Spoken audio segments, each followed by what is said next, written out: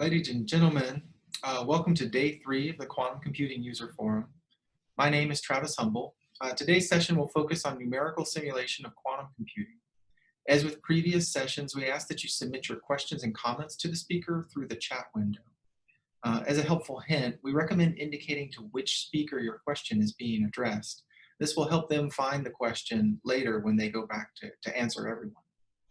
Please note the presentations are being recorded. We will distribute a link for the videos to all the attendees after we've completed final editing. Of course, if you have any feedback for the organizers of the forum, please send us an email at quantum@ornl.gov. It is a pleasure to begin day 3 with a keynote presentation from Dr. Sergey Bravyi of IBM Research. Dr. Bravyi received his PhD from the Landau Institute for Theoretical Physics in 2003 and held postdoctoral positions at Caltech with John Preskill before joining IBM. His research at IBM focuses broadly on quantum algorithms, quantum error correction, and computational complexity theory. And today, the title of his talk is Classical Algorithms for Quantum Mean Values. Please join me in welcoming Dr. Sergey Bravyi. Sergey, I'll stop sharing the screen and hand it off to you.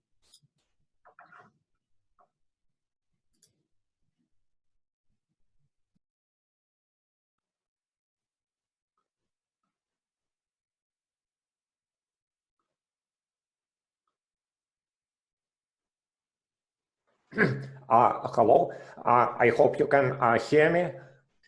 Yes, we do.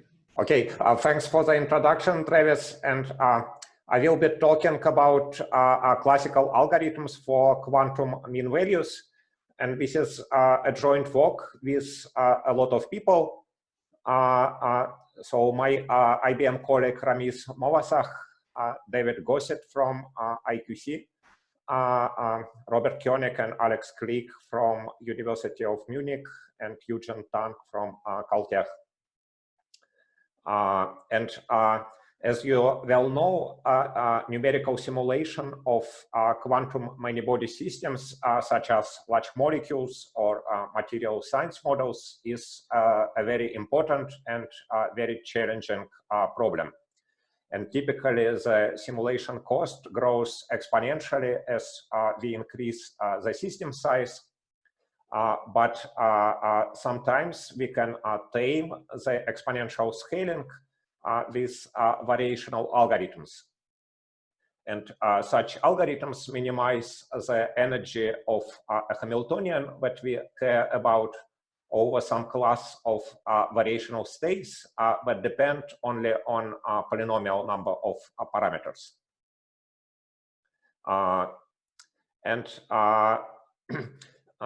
These days, many people are enthusiastic about variational quantum algorithms, such as VQE. Such algorithms use variational states defined by some family of parameterized quantum circuits. A quantum computer executes the state preparation circuit,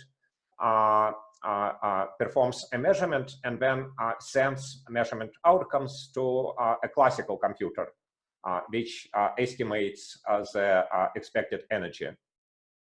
And this process is repeated many times in order to find good variational parameters that minimize the energy. And there are some ideas how to apply this method to quantum chemistry or material science simulations, as well as classical optimization. A nice feature of VQE is that it does not require high-fidelity quantum gates. In a certain sense, it is robust against systematic unitary errors. And there are some ideas how to mitigate random errors, such as the depolarizing noise. And given all enthusiasm about variational quantum algorithms, I think it is very important that we clearly understand the limitations. And first of all, variational circuits that we can execute reliably on near-term quantum devices are likely to have small depth and qubit connectivity is likely to be limited. Say we can only do nearest neighbor gates on a two-dimensional or three-dimensional grid of qubits. It is well known that such short depth circuits cannot generate highly entangled states. But even if we have a fault-tolerant and universal quantum computer, we might have to worry about algorithmic limitations. Optimizing variational energy over circuit parameters is a highly nonlinear optimization problem. And there are reasons to believe that this problem is generally intractable. For example, we may have the barren plateau effect, then the gradient of the cost function becomes exponentially small. And I guess the main question is whether variational quantum algorithms can outperform classical algorithms for some problem. Let me first talk about simulation of quantum systems. So we start from some Hamiltonian describing some electronic Hamiltonian describing some molecule with fixed position of nuclei, and we can express this Hamiltonian in the second quantized form by choosing some finite set of orbitals. So now each term in the Hamiltonian is expressed in terms of fermionic creation and annihilation operators. And then we map this Hamiltonian to qubits, for example, using the Jordan-Wigner transformation. And now each term in the Hamiltonian is a tensor product of single qubit Pauli operators, x, y, and z.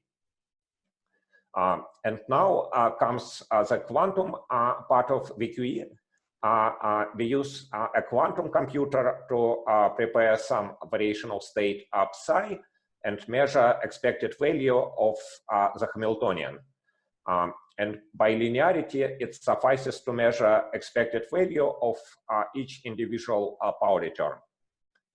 And for that, we just need to measure each qubit in the eigenbases of x or y or z. And then we classically multiply measured outcomes. So the upshot is that the only quantum step of VQE algorithm is measuring expected values of tensor product observables on variational states. And what we try to do is to isolate this step and understand its hardness for classical algorithms.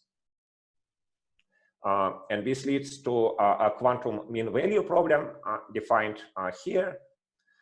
So we are given some low depth quantum circuit U acting on n qubits, and observable P, which is a tensor product of single qubit operators. These could be Pauli operators, but they don't have to be.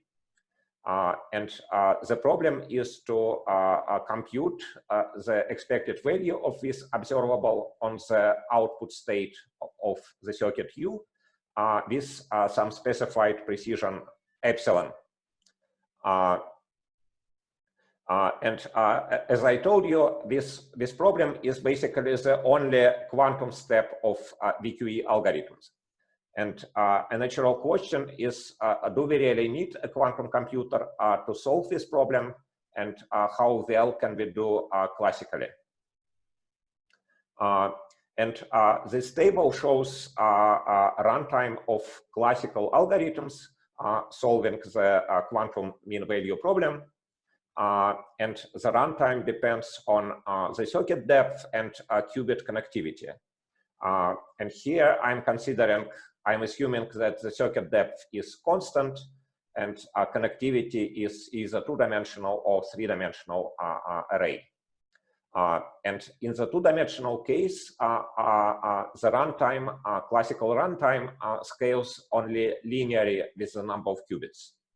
And this scaling is optimal because we need a linear time simply to examine each gate in the circuit. And there is inverse polynomial dependence on the precision epsilon. And for comparison, the best previously known algorithm based on tensor network contraction pioneered by Markov and Shi has a runtime which is exponential in the square root of n. And in the three-dimensional case, our algorithm has exponential runtime, but the exponent is slightly better than what you would get from tensor network contraction. So the upshot is that variational quantum algorithms based on two-dimensional constant depth circuits cannot beat classical algorithms.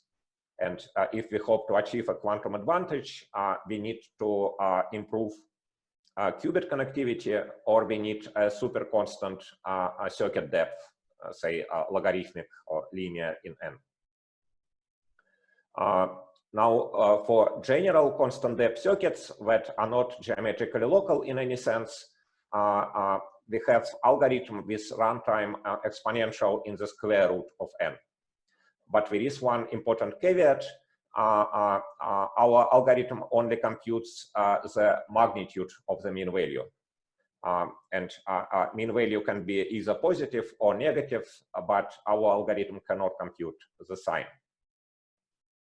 And now I want to sketch main ideas behind our algorithm, focusing on the two-dimensional case. And our algorithm is based on matrix product states. So this is just a reminder. This is a generalization of tensor product states. So for each qubit, we define a pair of matrices, A of 0, A of 1. And these are complex matrices of some size k. So chi. So this chi is called the bond dimension.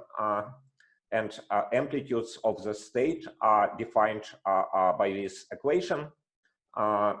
And matrix product states can be efficiently stored and manipulated on a classical computer.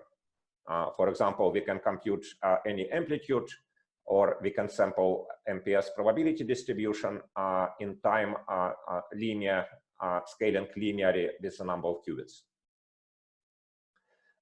So let's consider a two-dimensional lattice.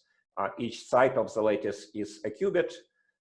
And we have a quantum circuit composed of two qubit nearest neighbor gates, and the circuit has constant depth. And such circuits have certain local features.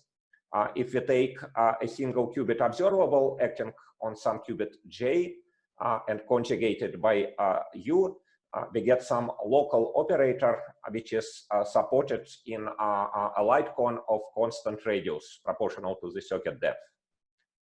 And let me call this local operator at the rest observable. So this is a formal definition.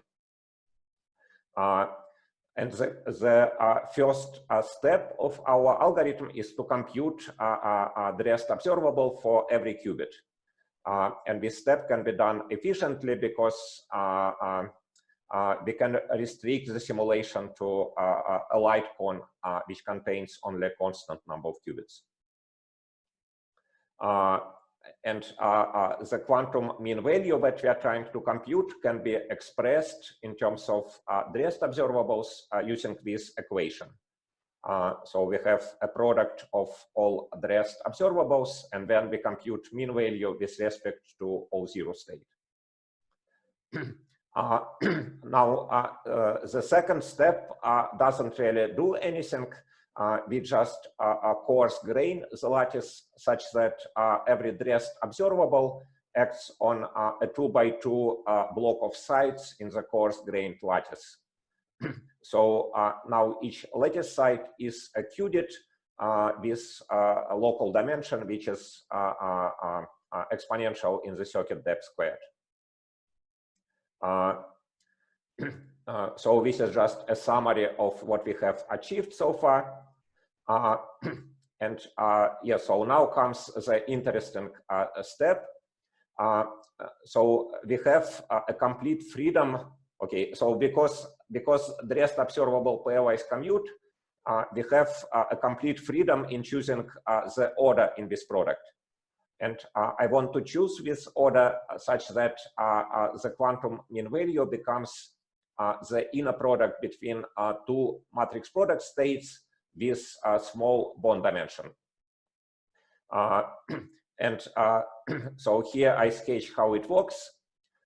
So we partition the lattice into horizontal strips, and there are two partitions that I call A and B, and we define a state psi A by taking the O0 state of n qubits and applying the product of all the rest observables that are fully contained in some strip in the partition A.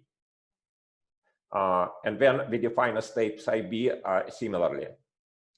And using the fact that the rest observables pairwise commute, one can easily check that psi A and psi B are matrix product states with a constant bond dimension, which is exponential in the circuit depth squared.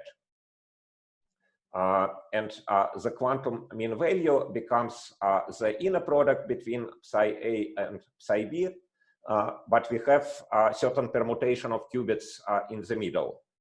And we need this permutation because the linear order of qubits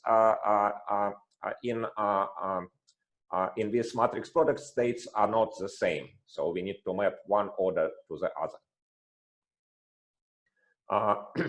Okay, and finally, I want to approximate this inner product by a Monte Carlo algorithm. So we express the inner product as a mean value of certain efficiently computable function over a probability distribution which can be efficiently sampled. And this is based on simulation algorithm proposed by Van den Nest. And in our case, the probability distribution is just MPS amplitude squared.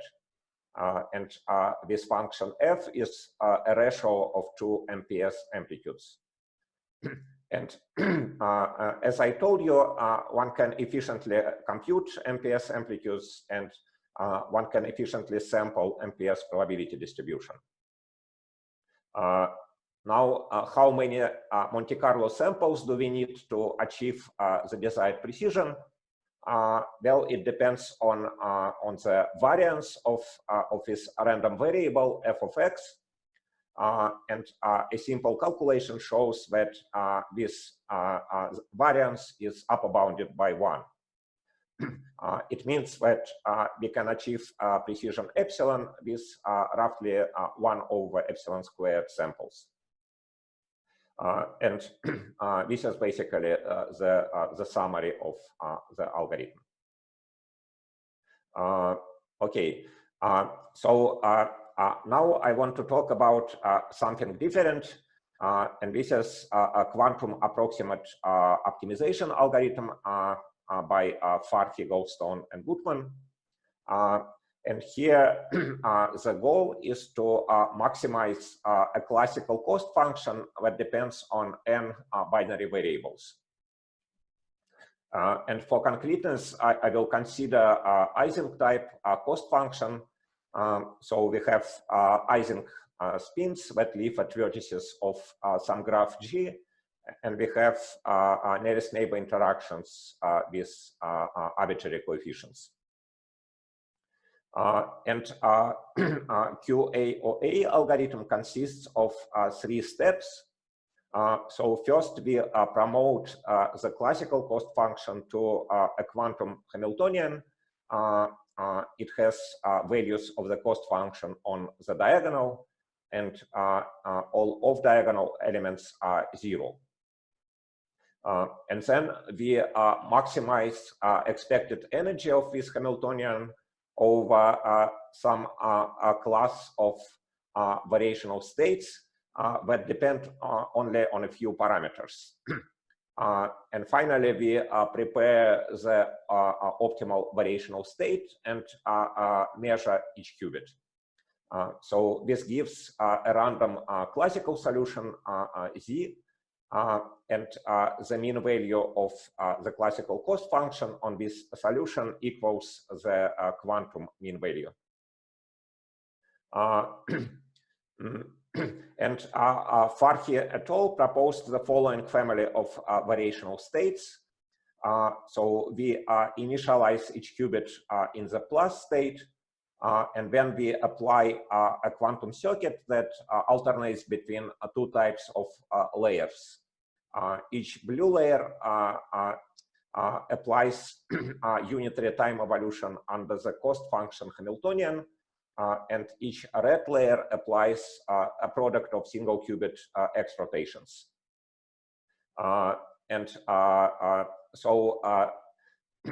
So the number of such layers, P, is called the level of QAOA. So each layer has a variational parameter, beta j or gamma j, which is the evolution time. So we have 2 times P variational parameters.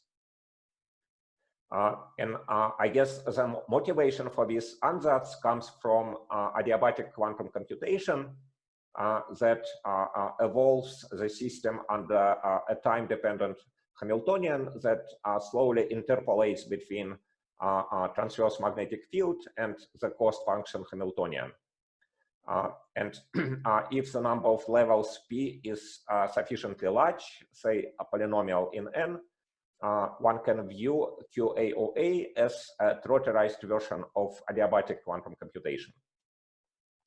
But there are reasons to keep the number of levels P as small as possible. And this is related to these hardware and algorithmic limitations that I mentioned in the beginning. Somehow we must be able to optimize variational energy over 2 times P variational parameters, beta and gamma. And we must be able to execute variational circuit on near-term devices, and the circuit depth is proportional to the number of levels P. So the question is, can low-level QAOA beat classical approximation algorithms for some problems? And unfortunately, the answer is negative. It was shown by Hastings that approximation ratio achieved by level 1 QAOA is inferior to local classical optimization algorithms, at least in the case of bounded degree graphs. And in our paper, we showed that level P QAOA with any constant level P is inferior to classical approximation algorithms based on SDP relaxation. But I'm not going to talk about this result. So we can ask if we can overcome these limitations. And what we try to do is to use low-level QAOA as a subroutine in a classical optimization algorithm. And this leads to a variable elimination idea, which I want to discuss next.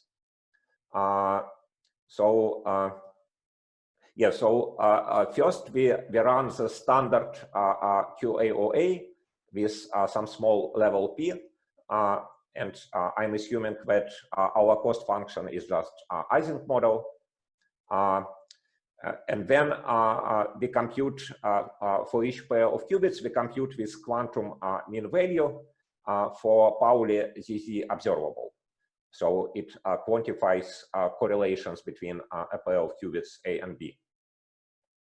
And then we pick a pair of variables A and B, which are maximally correlated in the sense that the magnitude of this quantum mean value is maximum.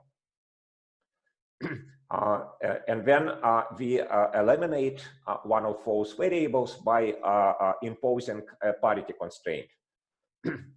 So if the variables are positively correlated, then we require that B equals A. And if we are negatively correlated, we require that B equals minus A. And we examine each term in the cost function, including variable B, and replace it by plus or minus A. So this way we get a new Ising-like cost function, but now it depends only on n-1 variables. And the idea is to iterate this step until we are left only with a few variables, and we can solve the remaining problem instance by brute force. So let me illustrate this by an example. Say we start with Ising model defined on a graph with 5 vertices. We run standard QAOA and find a maximally correlated pair of variables, say 2 and 3. And then we impose parity constraint and eliminate variable 3. So we get Ising model on a graph with only 4 vertices. Then we run QAOA again, find maximally correlated pair of variables, say 2 and 4. We eliminate variable 4. And then we solve the remaining problem instance by brute force. So now we have assigned values to variables 1, 2, and 5. And finally, we assign values to all eliminated variables by tracing back the parity constraints that have been imposed. And let me show you how it works in practice. So here we consider a random bond Ising model on 3 regular graphs, random 3 regular graphs.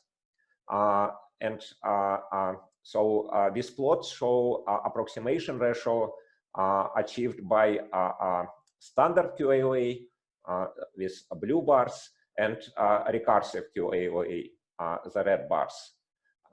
And so the approximation ratio 1 is the best possible case and 0 is the worst possible case. And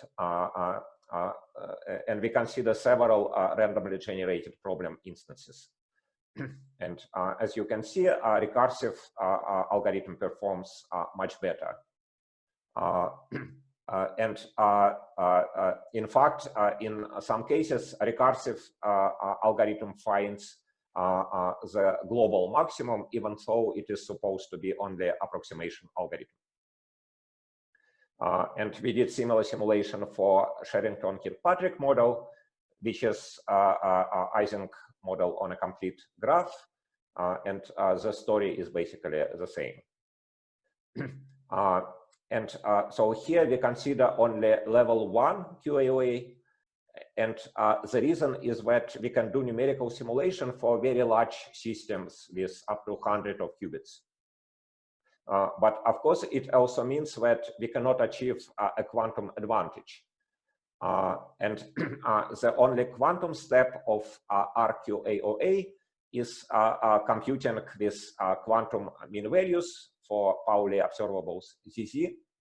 And we need these quantum mean values to optimize variational energy and to do variable elimination.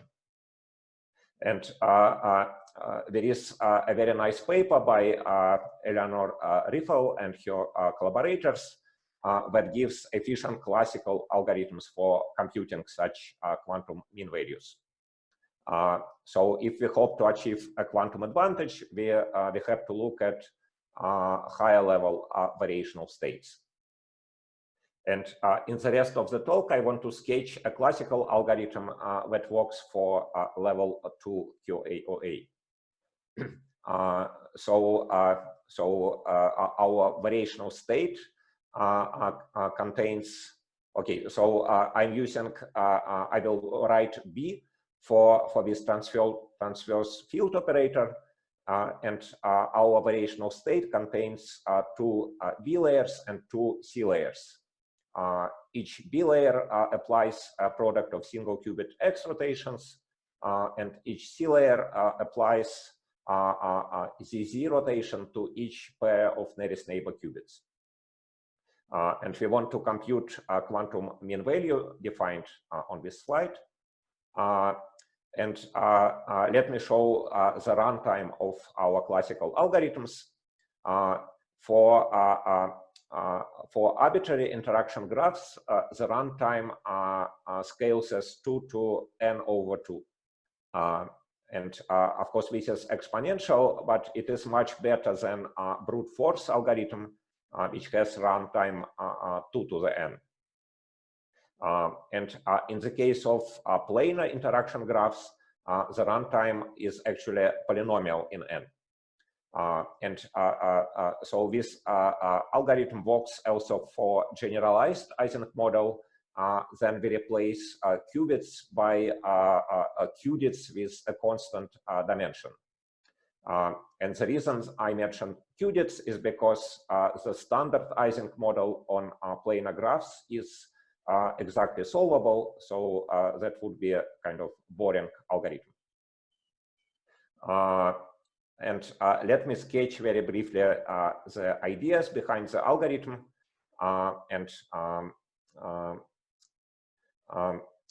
Okay, so yeah, so I will use this pictorial notation. So each B layer is a product of single qubit X rotations. Each C layer is a product of 2 qubit ZC rotations. And the quantity, the quantum mean value that we are trying to compute is shown below. So these green boxes in the middle represent ZZ observable, and we conjugated by level 2 variational circuit. And first we apply the inner pair of B layers, and because B layers are products of single qubit unitaries, they simply rotate the block sphere on each qubit. So we get some modified 2 qubit observable. Then we apply the inner pair of C layers, and because each C layer is a product of 2 qubit ZZ rotations, it can be shown that it maps a 2 qubit observable to a linear combination of tensor product observables, and this linear combination has only a constant number of terms. And this is not entirely obvious, but I will skip the proof. Then we apply the inner pair of B layers, and it maps tensor product observable to another tensor product observable. So we end up with a quantum mean value that includes only 2 pairs of C layers and a product of single qubit unitary gates in the middle. And we can express this quantum mean value as inner product of 2 n qubit states, psi1 and psi2, defined here.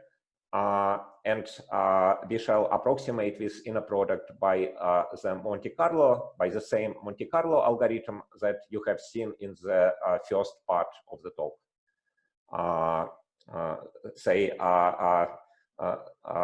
Say if you want to compute some amplitude of the state psi2, we initialize each qubit in a basis state. We apply single qubit gates to the bottom n over 2 qubits. We apply the C layer and then project each qubit onto the plus state. And because the C layer is a product of ZZ rotations, it can create entanglement only on 1/2 of qubits. So we can do the simulation by eliminating n over 2 qubits. Okay, and in the case of planar graphs, the idea is roughly the same, but we can choose a partition of qubits into two subsets, such that these states, psi1 and psi2, have small tree widths. And then we compute amplitudes of those states using tensor network contraction algorithm by Markov and Shi. Yeah, so this is pretty much all I have to say. So I showed you that variational quantum algorithms based on 2D constant depth circuits can be simulated classically in linear time. Then I talked about quantum approximate optimization and showed you how we can overcome limitations of such algorithms using variable elimination and recursive QAOA. And we reported large-scale classical simulation of level 1 RQAOA. And at the moment, we are working on simulating level 2 RQAOA. So yes, I guess that's it. Thank you. Wonderful. Thank you, Sergey. That was an excellent talk. We have time for questions, and I will encourage everyone to add your questions to the chat window. We've already had a few that have come across. I'll start with the first one, which came from Ruslan Shadulin.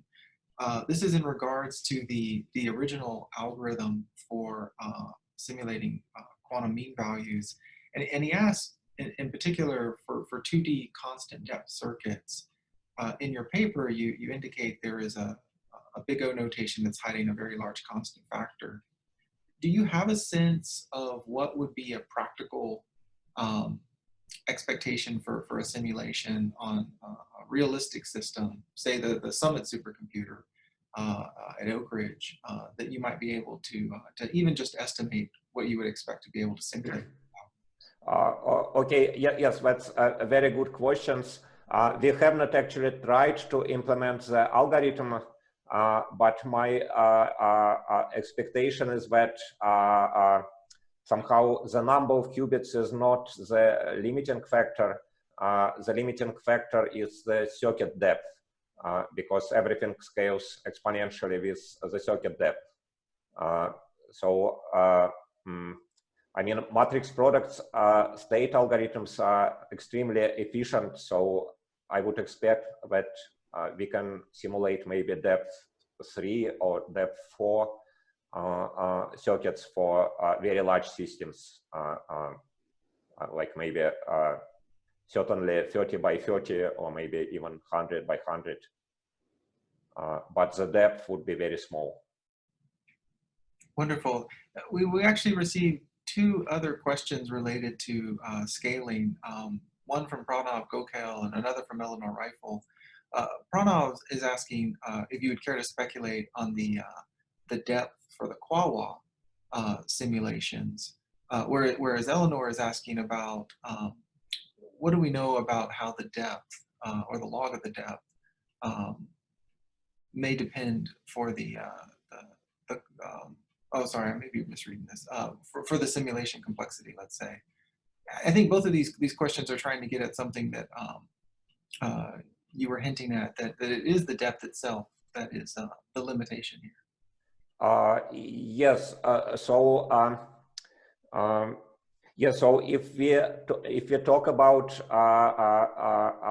QAOA defined on bounded degree graphs, then I believe that any constant depth can be easily simulated, because we can restrict simulation to light cones of constant size.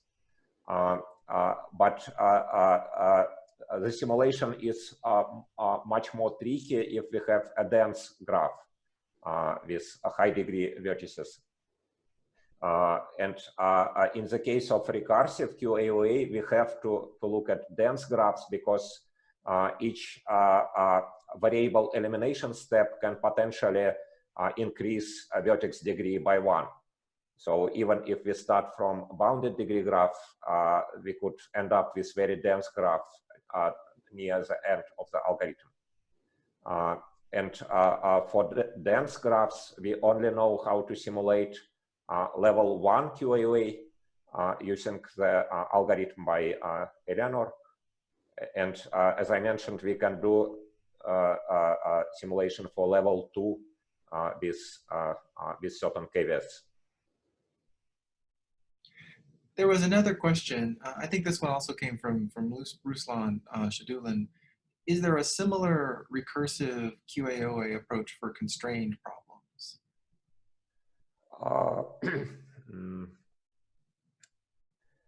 Right. Yeah.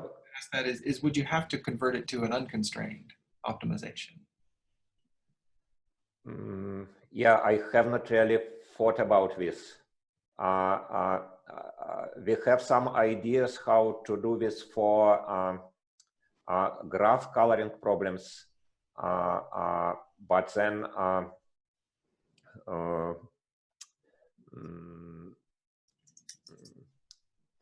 yeah, the short answer is that I don't know. Okay.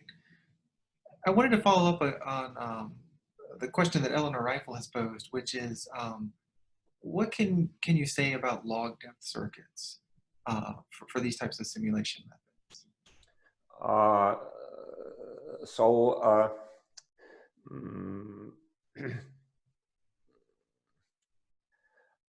I would expect that for log depth circuits, the light cones have polynomial. Well, the light cone could be essentially the entire system of n qubits. So, yeah, so this type of algorithms that are based on locality and light cones wouldn't help much. Yeah, so we would need some new ideas to simulate log depth circuits.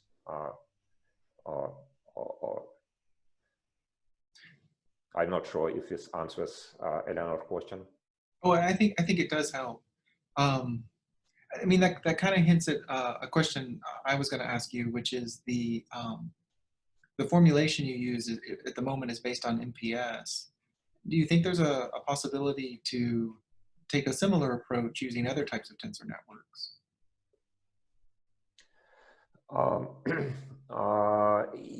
Yes, so it might be possible to simulate three-dimensional constant depth circuits using this type of algorithms, and we would have to replace matrix product states by something like depths, two-dimensional tensor networks. But we have not really thought about this. Because we don't know how to do manipulations with depths in polynomial time. Wonderful. I'll say one final question that came from Mike Geller. Can you comment on the use of complexity arguments in the context of non-scalable, that is, not error-corrected computation? In particular, Mike is asking, if large N is not achievable, wouldn't the actual circuit depth, including the constants, be more relevant for the question of quantum advantage? I think what Mike is getting at here is that the depth itself may be the leading parameter for determining the complexity, as opposed to the number of qubits. Yeah, I mean, I totally agree that yeah, so if we are talking about noisy quantum circuits, then the limit then n goes to infinity somehow is not might not be the right thing to look at.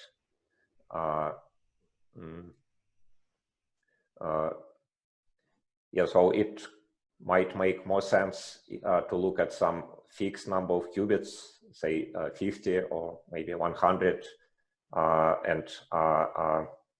and ask how deep circuits can we simulate in this case. Wonderful. Sergey, thank you so much. We've run out of time for additional questions, but I would encourage all of the audience to continue to send Sergey questions through the chat window. And thank you very much. This was a wonderful talk, and we certainly appreciate you taking time today. Oh, thank you very much. Everyone, that concludes the opening keynote presentation for today. We are now going to transition over to the session for today on numerical simulation of quantum computing, and I'll turn that over to our chair, Yuri Alexey from Argonne National Laboratory. Hello, everybody. So my name is Yuri Alexeyev. Welcome to a session on numerical simulators. There is going to be a slight change in plan for the talk by Martin Sukara at 1 p.m. Instead of talking about cutting circuits, he'll talk about his quantum network simulator called Sequence. What I'll do, I will post the new title and abstract in the Zoom chat. So same rules apply. If you have any questions, just type them in the Zoom chat and will be answered at the end. I want to remind the speakers to stay on time, please. Our first speaker of this session is Dmitry Lech from Oak Ridge National Laboratory. He's going to talk about his tensor network library called ExaTN. Dmitry, are you ready? Can you hear me? Yes, we do. It's all yours. Is my mic working fine? Because sometimes it's kind of tricky. Yes, it's working beautifully. Can you please share a presentation? Yes, thank you. What is the sharing? Oh, I see. Okay, got it.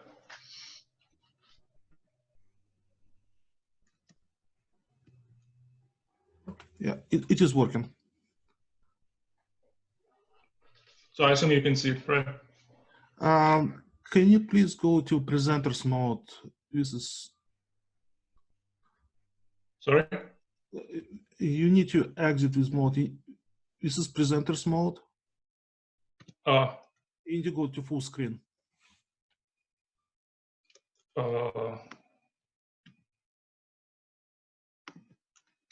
So is it full screen now? No. We could see a presentation, but on One second. Yeah, on the slide there are two windows. 1 second. Sorry. You may need to mirror your display. Yeah, I'm gonna just turn the one display off.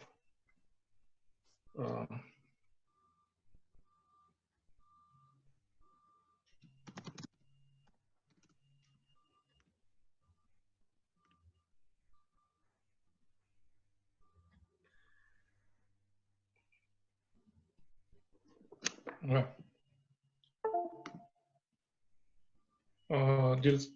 Did it solve the problem? Yes, it works fine. Yeah, thank you. Oh, cool. Thank you. Well, it's a pleasure to present the Quantum Computing User Forum here. It's the second time I'm here. So I need to I'll be talking about the applications of tensor networks and tensor network theory. Actually, the opportunity for classical simulation of quantum circuits using tensor networks. And yeah, I need to make a disclaimer that I'm not really a fully-fledged quantum computing scientist, especially after the plenary talk, this excellent talk. So my talk is more pragmatic, and I'm mostly a high-performance computing guy. And also I have a background in quantum chemistry, but also the last few years, I'm also very interested in applying different numerical techniques to quantum circuit simulation and quantum computing. And so this, of course, I'm not doing this by myself. So there is a team here, and you see the names. And so this is a contribution by everyone here. And in particular, I will focus on our new product called the ExaTN library, which stands for Exascale Tensor Networks. So ExaTN library is a software library that we were building the last 2 years to actually enable a new scale of simulations with tensor networks, and in particular to apply this to quantum circuit simulations. Excuse me, and to promote this to a new scale of high performance computing, as well as to allow more complex tensor networks to be deployed for quantum circuit simulations. So I'll just briefly, since it's very common to use graphical notation in tensor algebra and tensor network theory, I'll just briefly describe the essence of graphical notation, just in case someone is unfamiliar. And so in general, we can represent the tensor as a shape with a number of legs. And so a shape with the legs is a tensor, and the number of legs is the number of tensor dimensions or tensor indices. And you can have a vector with just one leg with one index, or matrix with 2 legs, which is 2 indices, or you can have higher order tensors with 3 or more legs. And this is quite standard notation in quantum many-body theory, so I think pretty much everyone should be familiar with that, but just in case.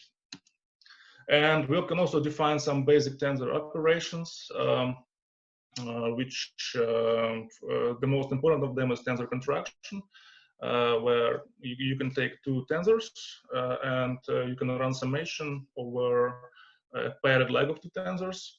And so just using the standard Einstein notation, you can see in the bottom right corner.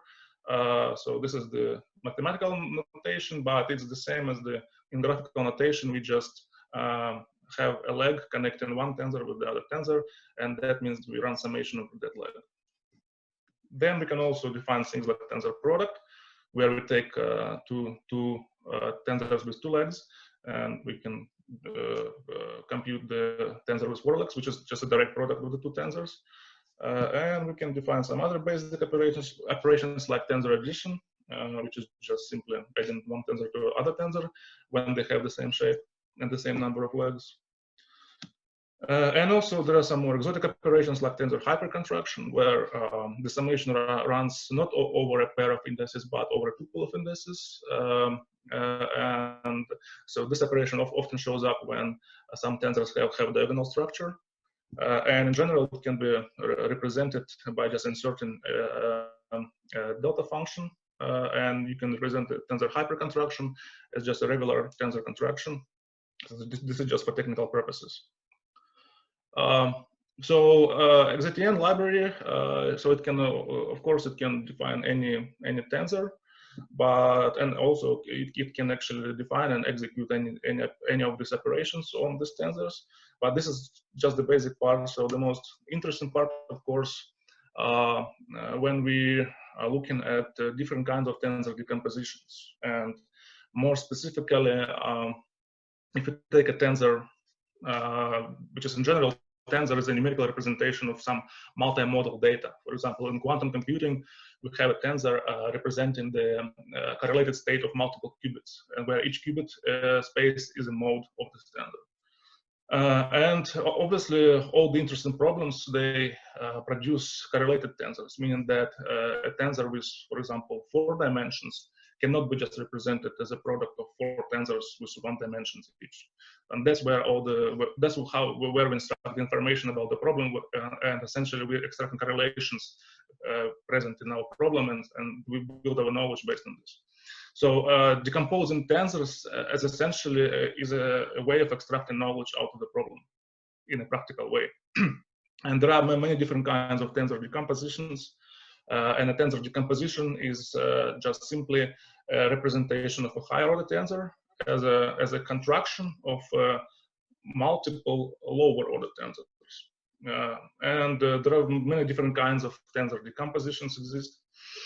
And so they all characterized by some topology, how the tensor factors are connected with each other, meaning that how they contracted with each other. And also they're characterized by this internal contracted dimensions, which control the level of approximation.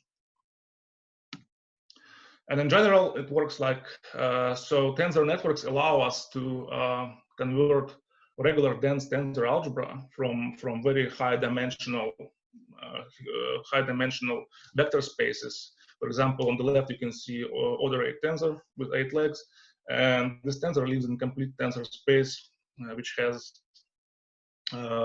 power n power 8 elements, where n is the dimension of each leg of each space.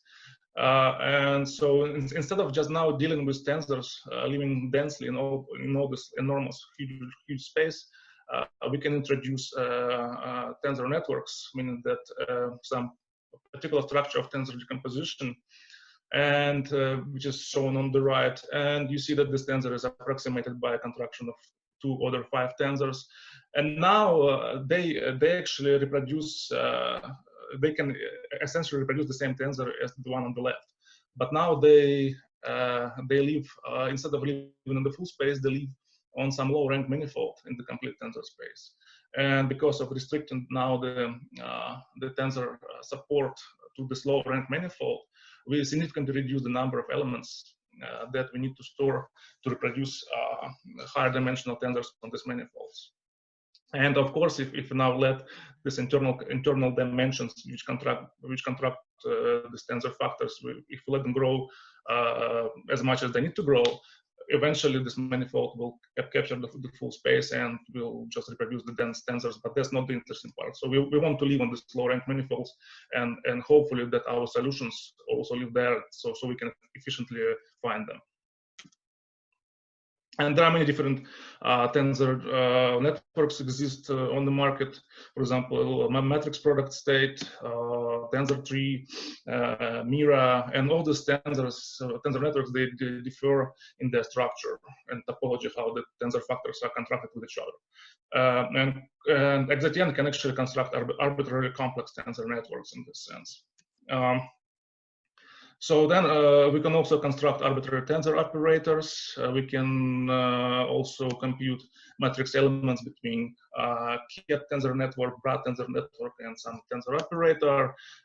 We can construct arbitrarily complex tensor operators, and then also compute the matrix elements between all these different hierarchical tensor networks. And we can also go one step further and build the whole tensor expansion, so meaning tensor network expansions, where Brian, Ket, and tensor operator, they have composite structure, that they being a sum of some tensor networks, and then we can still compute all the necessary matrix elements, all done automatically by the library. And so this is essentially, it provides the complete expansion of all matrix elements on a given low-rank tensor space. And it provides some reconstruction procedures solvers and some variational optimization solvers. And I need to also mention that some of this is still work in progress. So, but many of this, what I'm talking about, is already in place. So how is that useful for quantum circuit simulations? So I'll give a brief overview of some past work we did with tensor networks for quantum circuit simulations. So in general, if you see on the right, so there is a quantum circuit wave function. And then we can map now quantum circuit wave function living in some direct product of qubit spaces, which is a very big space if you have a lot of qubits. But we can map it then to some low rank manifold living in the same space, and hope that our solution, if our wave function resides close enough to the manifold, so we will get a good answer in general. But before going to the approximate schemes, I would like to mention some recent work, past recent work, which actually was not done with XZTN. It was done with one of the backends of the library called Talos Sage library. But it's still worth mentioning of different flavors how tensor networks are used for quantum circuit simulations. So, for example, in the famous quantum supremacy experiments using Google Sycamore processor, which was a collaboration between Google, NASA, and ORNL.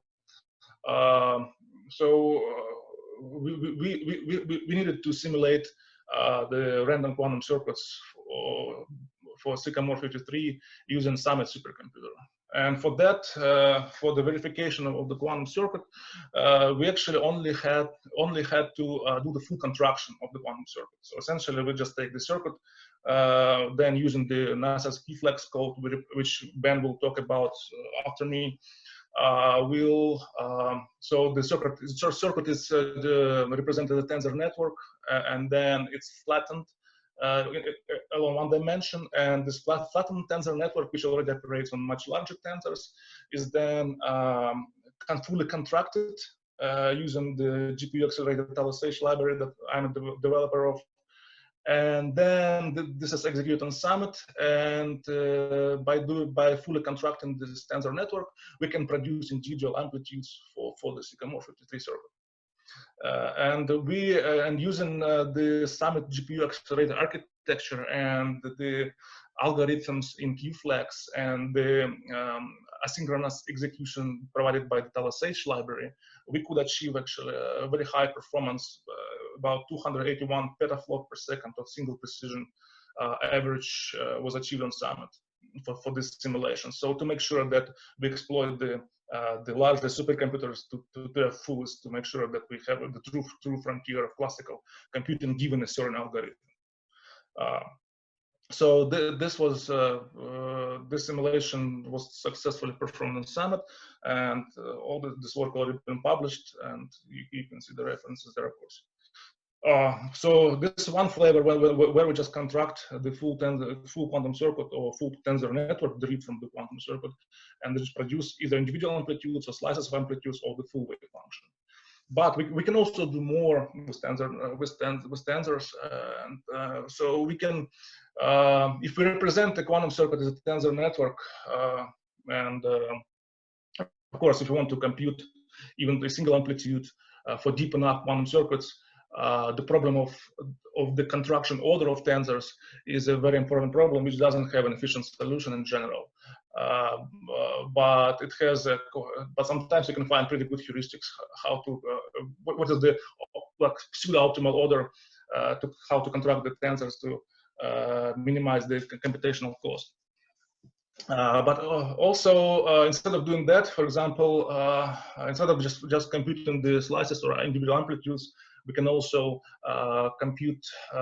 we can also take the tensor network from the quantum circuit and then produce the conjugated tensor network, and we can compute the actual n-body reduced density matrices. And n-body reduced density matrices, so you essentially have twice deeper circuit here, unfortunately. But so these density matrices allow you to compute local expectation values directly, and also they allow you to sample directly the bit strings out of the circuit with the exact probabilities. But unfortunately, it's twice deeper, of course, which just makes it even harder to contract. But fortunately, because of the conjugated structure, this can be by just collapsing the unitary tensor pairs. This often reduces to something simpler like this. So this is another flavor of the applications of tensors in quantum circuit simulations. And then, of course, the most interesting part, of course, at least for me, is the low-rank models, where we take the full circuit tensor and full circuit wave function tensor, and then we're trying to map it on some low-rank tensor manifold induced by some tensor network structure. For example, like a low-rank tensor manifold which lives on MPS manifold. I mean, so if you take the MPS tensor network, then we can access states living on the corresponding tensor manifold, living in the full vector space. So now we can project the full circuit wave function to this low-rank manifold represented by a specific tensor network structure like MPS. And of course, the success of low-rank mapping of the tensor network state is determined by the structure and parameters of the low-rank tensor network, such that it's flexible enough to capture the correlations and entanglement present in the regional network, which is not always possible, of course. And each low-rank tensor network with bounded dimensions is limited in its ability to reproduce the entanglement entropy scaling for some states. And consequently, depending on the amount of entanglement in our circuit, different tensor networks will produce different error, which is dictated by the topology of the tensor network used. And there is no magic bullet here, of course, but since we're dealing with noisy quantum circuits so far, it turns out that actually tensor networks can be very good candidates for representing this lower fidelity quantum states. And one of the so I'm almost finished. One of the like early works we've done was with the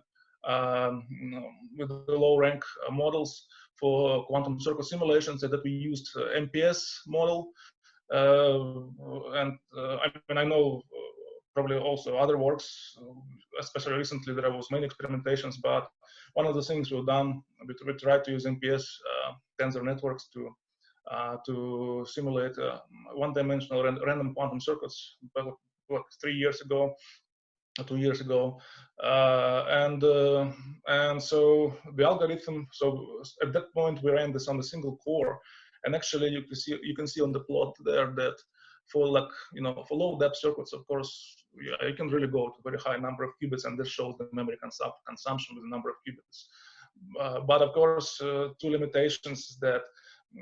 Yeah, so we need to go to higher depth, of course, and for that also the single core become insufficient, and that's was one of the motivations to start working on the more scalable library. And the other thing is that some very recent works shown here, especially the last one, have did a very good job analyzing the imperfect fidelity simulations using MPS, and showing that actually in many cases that when the gates have not sufficient fidelity, then the MPS simulator can actually efficiently reproduce pretty much any depth of the circuit. And so one of the purposes of the XZTN library was to provide a versatile and scalable framework for tensor network processing, meaning that we won't go beyond MPS, for example, or we won't go to larger quantum circuits, deeper quantum circuits, and we want to use our HPC resources available in Oak Ridge or anywhere else to the best possible extent. So that was the motivation to work and to develop the library. And help promoting the best tensor network algorithms to exascale computing. It was one of the motivations. And this is where we go now. I don't know how much time I have left. Probably not much. Okay. And so the XZTN library has some very modular design and separating the declarative part and the scientific part from the task-based execution part, and which will hopefully deliver high scalability and high utilization of large-scale HPC resources. And XZTN is integrated into the TNQVM simulator, which is one of the backends of the XACC framework that Alex described, and Alex McCaskey, who's the principal developer of XACC. So it's already available there, and so these things kind of getting together right now, and hopefully we'll have some production release like in months or so. And so the conclusions are that the classical algorithm for quantum circuit simulations, so they've seen a tremendous progress, and I think in the next few years we'll be seeing even faster progress in the efficiency of the classical simulation algorithm for quantum circuits. And tensor networks were one of those models that were on the forefront of this research. And but at the same time, while of course the algorithm developments are the most important here, but the full power of this algorithm cannot be unleashed unless we fully utilize HPC resources, and like Summit, for example. And at some point we need to stop torturing our laptops and let the laptop do what they're supposed to do, but move all these computations to HPC resources. And XZTN library so is brought to deliver scalability both in algorithm complexity and tensor network complexity, as well as also in the efficient utilization of large-scale HPC resources. And hopefully this project can deliver new research opportunities to, like, not just to our group, but to someone else.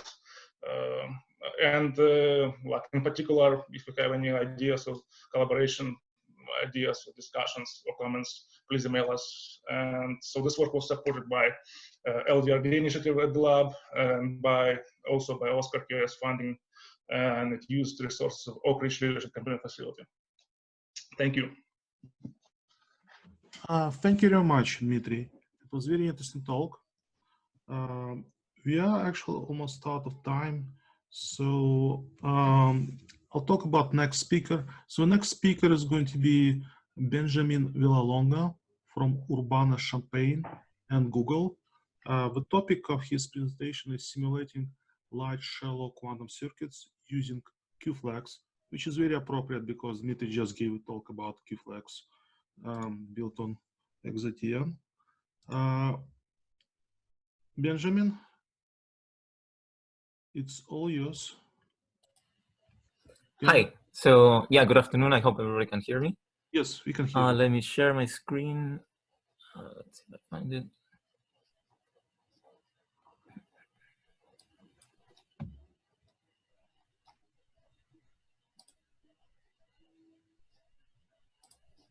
Great. So hopefully also everybody can see my slides, right? No, we cannot see it. No? Okay.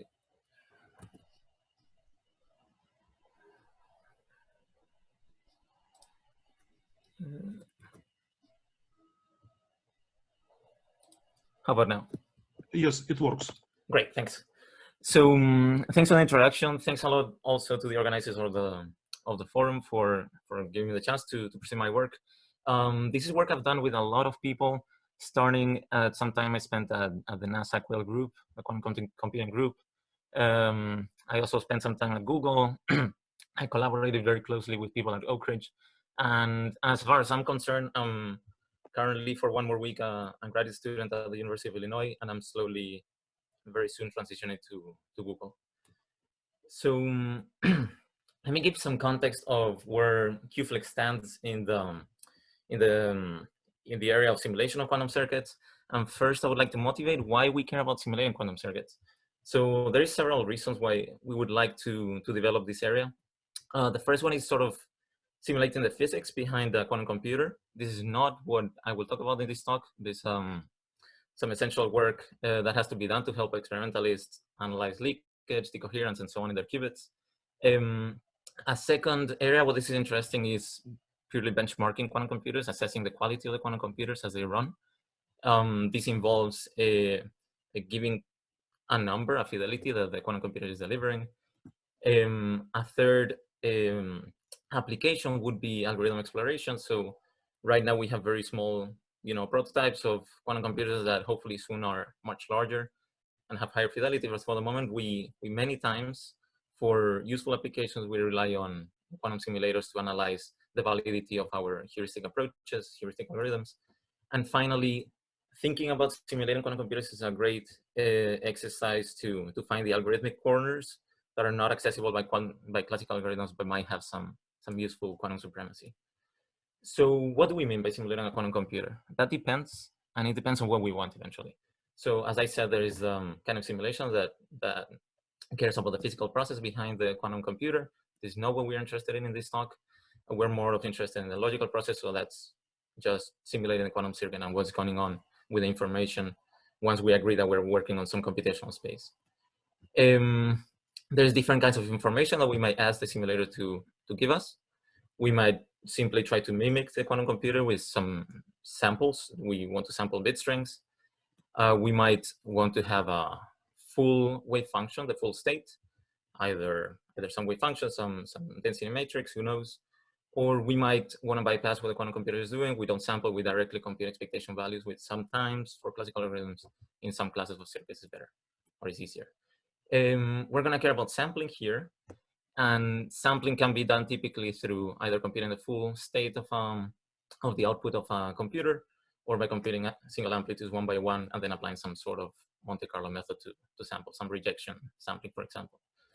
So all this right area where we care about the logical process of what the quantum circuit is doing and simulating it. There's different kinds of flavors of simulators. Some of them do it with noise, which usually is much harder to simulate. In this case, we're not simulating the noise through ab initio calculation from the physical process, but we are applying some error model that is good for our purposes. We are gonna care here about algorithms without noise. And as I mentioned already, sampling from the quantum computer. That doesn't mean that we're not gonna introduce noise. We will eventually to leverage the fact that we have noise to lower the simulation cost, but it will be a very non-physical error model. It will be just for the purpose of lowering the computational cost and fighting against the quantum computer, since this work has a lot to do with the work in quantum supremacy. Okay, so as I said, simulators come in different flavors. If we restrict ourselves to the class that I will describe, some simulators focus on subclasses of quantum circuits that are tractable. The prototypical example is Clifford circuits.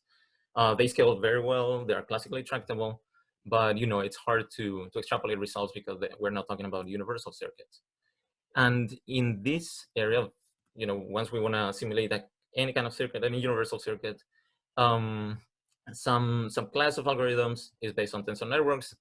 That is a big umbrella where we have Schrodinger evolution. So the simplest thing that comes to mind is just applying gates one at a time to some wave function, or we can rely on more exotic tensor contractions that Dimitri talked a lot about already. Here in this talk, I'm not going to talk about condensed matter tensor network algorithms, the use compression and other concepts.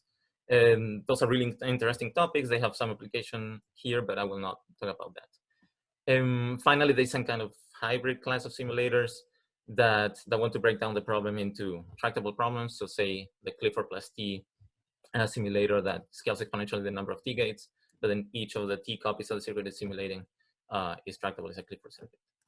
Okay, so Dimitri already talked a lot about tensor networks, but let me give some flavor of what we're interested in from tensor network library literature for simulating quantum circuits. So the seminal paper, Markov and Shi from 2008 introduces the ideas of what we have used extensively. To say we have a quantum circuit, and we want to compute the final wave function of the circuit. So the typical thing to do is just a wave function evolution. We start with a state at the first layer of the circuit, and we start applying gates one at a time. Every time we apply a gate, this implies some matrix multiplication. We keep applying gates, we keep going, and eventually we have the final wave function. But actually, we don't really care about the physical process that is happening in the quantum computer. We can treat these degrees of freedom coming out of the tensors in any way, since we're simulating this in our laptop or in a supercomputer. So nothing prevents us from having some exotic contraction like this one, and eventually we get the same result. Even we might leverage the fact that we can compute amplitudes one at a time by closing the circuit by fixing some output bit string, and in that case we can lower even more the computational cost. Here I have an example. We start contracting 3 different tensors on 3 regions. Eventually they merge each other, so that implies a large matrix multiplication.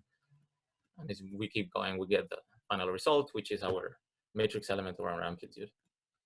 So we've seen how we can compute amplitudes or wave functions from tensor contractions.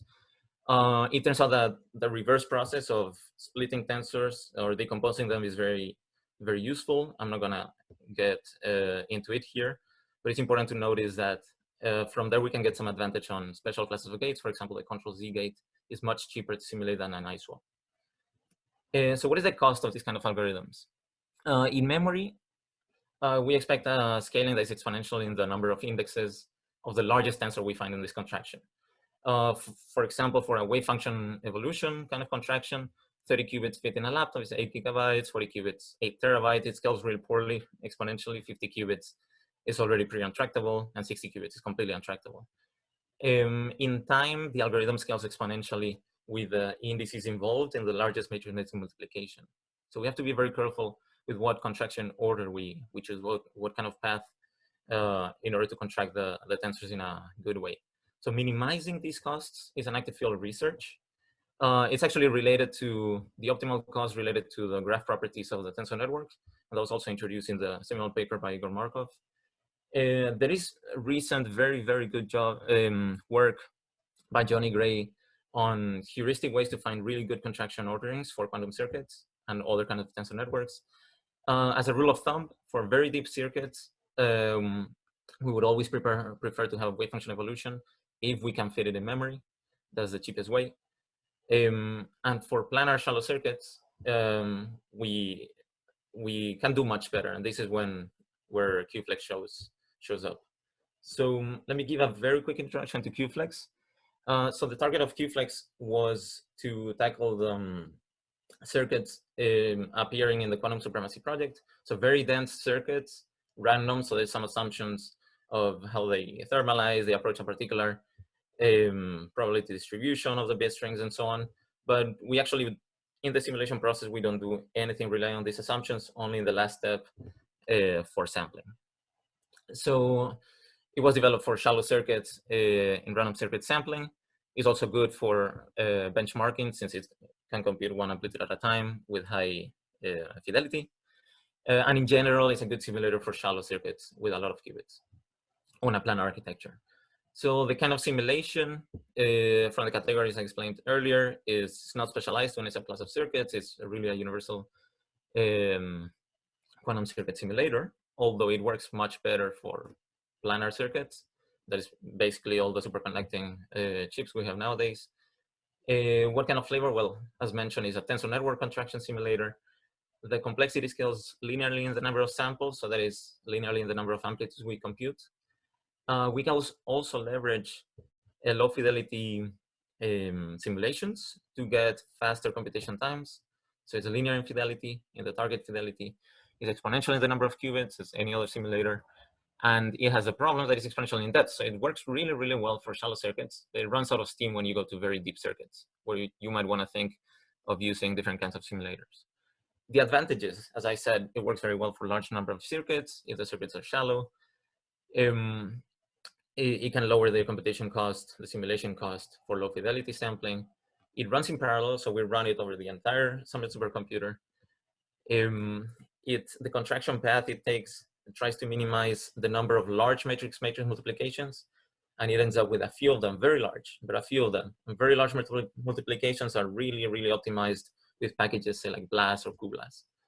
And it runs on CPUs and on GPUs. The GPU version is not yet open source, but working on that. The CPU version is already open sourced. Disadvantages, the scaling with depth. You might want to think of using all the simulators for large depth. And the fact that it works very well for planar architectures means also that it doesn't work that well for all-to-all connectivity and things like that. So let me explain very quickly how the contraction works. So imagine we have a quantum circuit. In this case, I have a 7x7 lattice with some depth.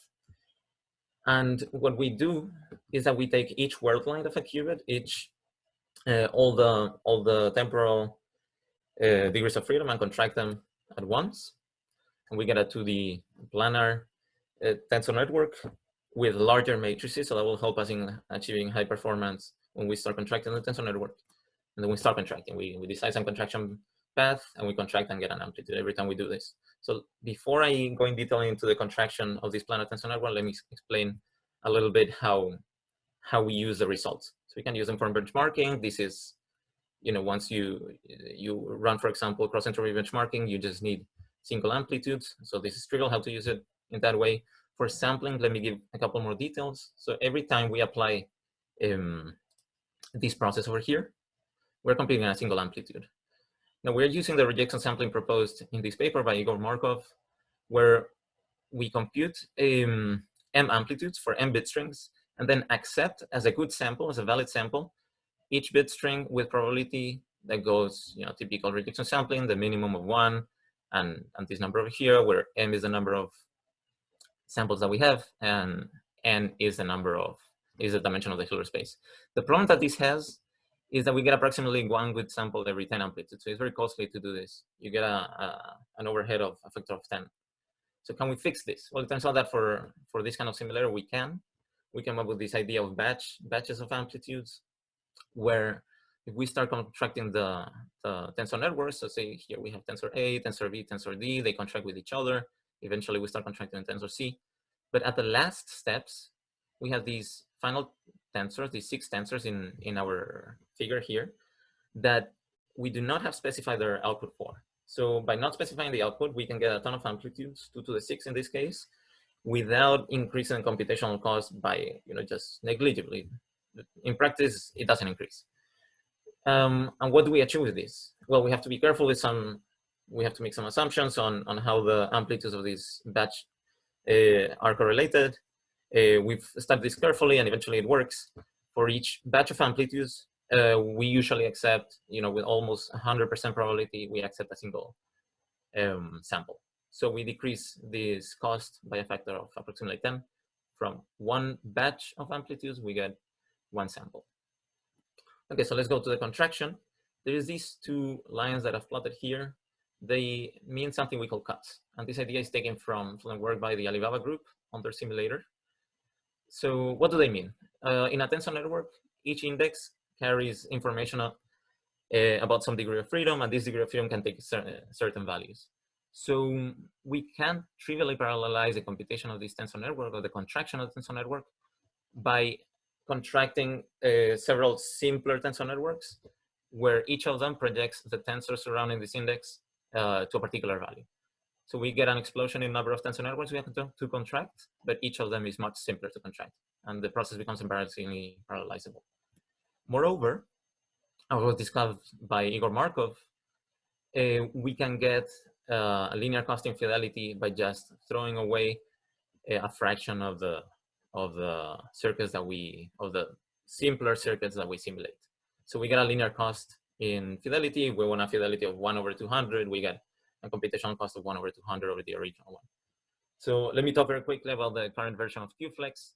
It's written in C++. It has a Python interface that is much more friendly. Tensor contractions are done either on CPU or GPU, not yet open sourced. CPU contractions rely on BLAS, and some in-house tensor permutation or tensor reordering code that we've developed. GPU relies on Thales H, which was developed by Dimitri, where we achieve high performance through his multi-GPU contractions of large tensors. It is integrated with Google's Circ and is open sourced. You can find it on GitHub. So let me talk very quickly about the results. We've benchmarked this simulator on several supercomputers.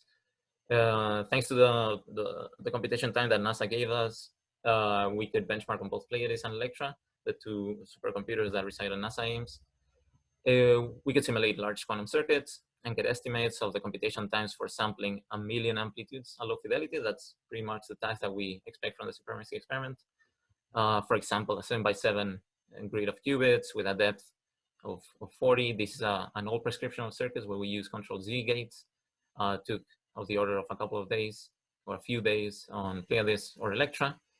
On Summit, we get, of course, much better computation times of way under a day, and we could simulate shallow circuits of up to 121 qubits. The peak performance is really, really high. We achieved a NASA record on peak performance on the computers, and on Summit also we achieved a really high peak performance and also a really high sustained performance. For the supremacy experiment, we run also supremacy circuits on Summit. As we can see, the simulator works very well for shallow circuits, but it runs out of steam for higher depths. And we have to take into account also that supremacy circuits have, in practice, a much lower depth. So at a much lower depth, they actually have much higher complexity than the previous prescription of circuits. And this is due to larger number of gates per cycle and a larger bond dimension per gate. So let me talk a little bit about our benchmarks on my laptop on a single core. This is the open source version of QFlex. I'm running just the bare C++ interface. Here I'm running Google's Brazil code on a subset of 48 qubits at a depth of 24 cycles. I get an amplitude in under 2 seconds. For Google Sycamore supremacy circuits and a depth of 6, I get an amplitude in less than a second. Depth 8, I get an amplitude in half a minute. In this case, I made use of low fidelity sampling. We can even simulate IBM's Rochester with 53 qubits also, unless I in detail specify the kind of circuit I'm simulating. It's meaningless to discuss computation times, so I will not do that. Let me thank also all my co-authors and people that have helped in open sourcing this. They are all at NASA, Google, and Oak Ridge. Also, I need to acknowledge PhD funding from Google for the last year, as well as NASA and Oak Ridge generously donating a lot of computing time, as well as support from NASA when I spent a few months over there. So thanks a lot. Thank you very much, Benjamin. That was a great talk. So I have a quick question for you. Any idea when GPU version will be available?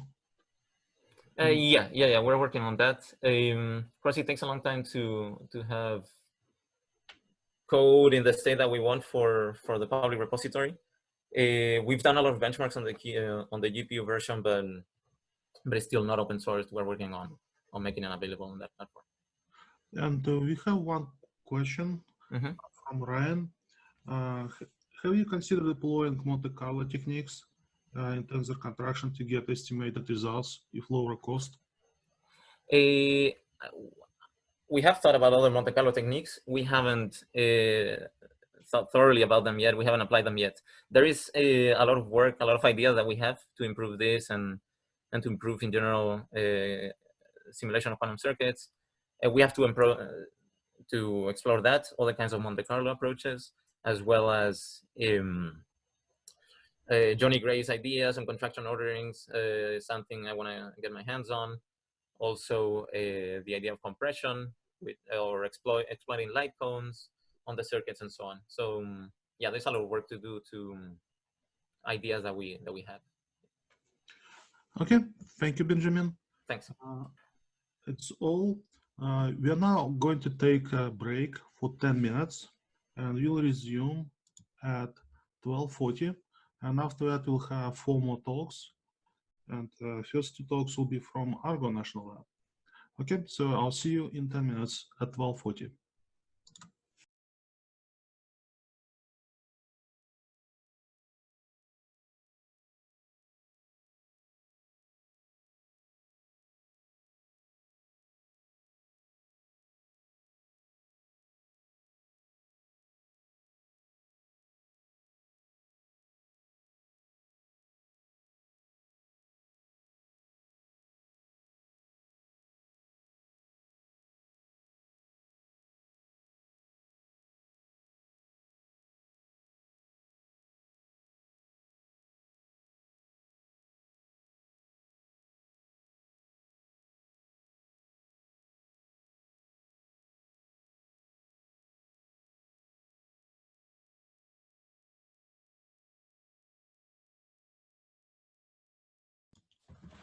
Welcome back, everybody.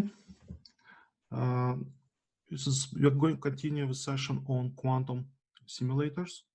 Our next speaker is Matthew Otten from Argonne National Laboratory. He's going to talk about simulating quantum devices with Quark simulator. It's all yours, Matt.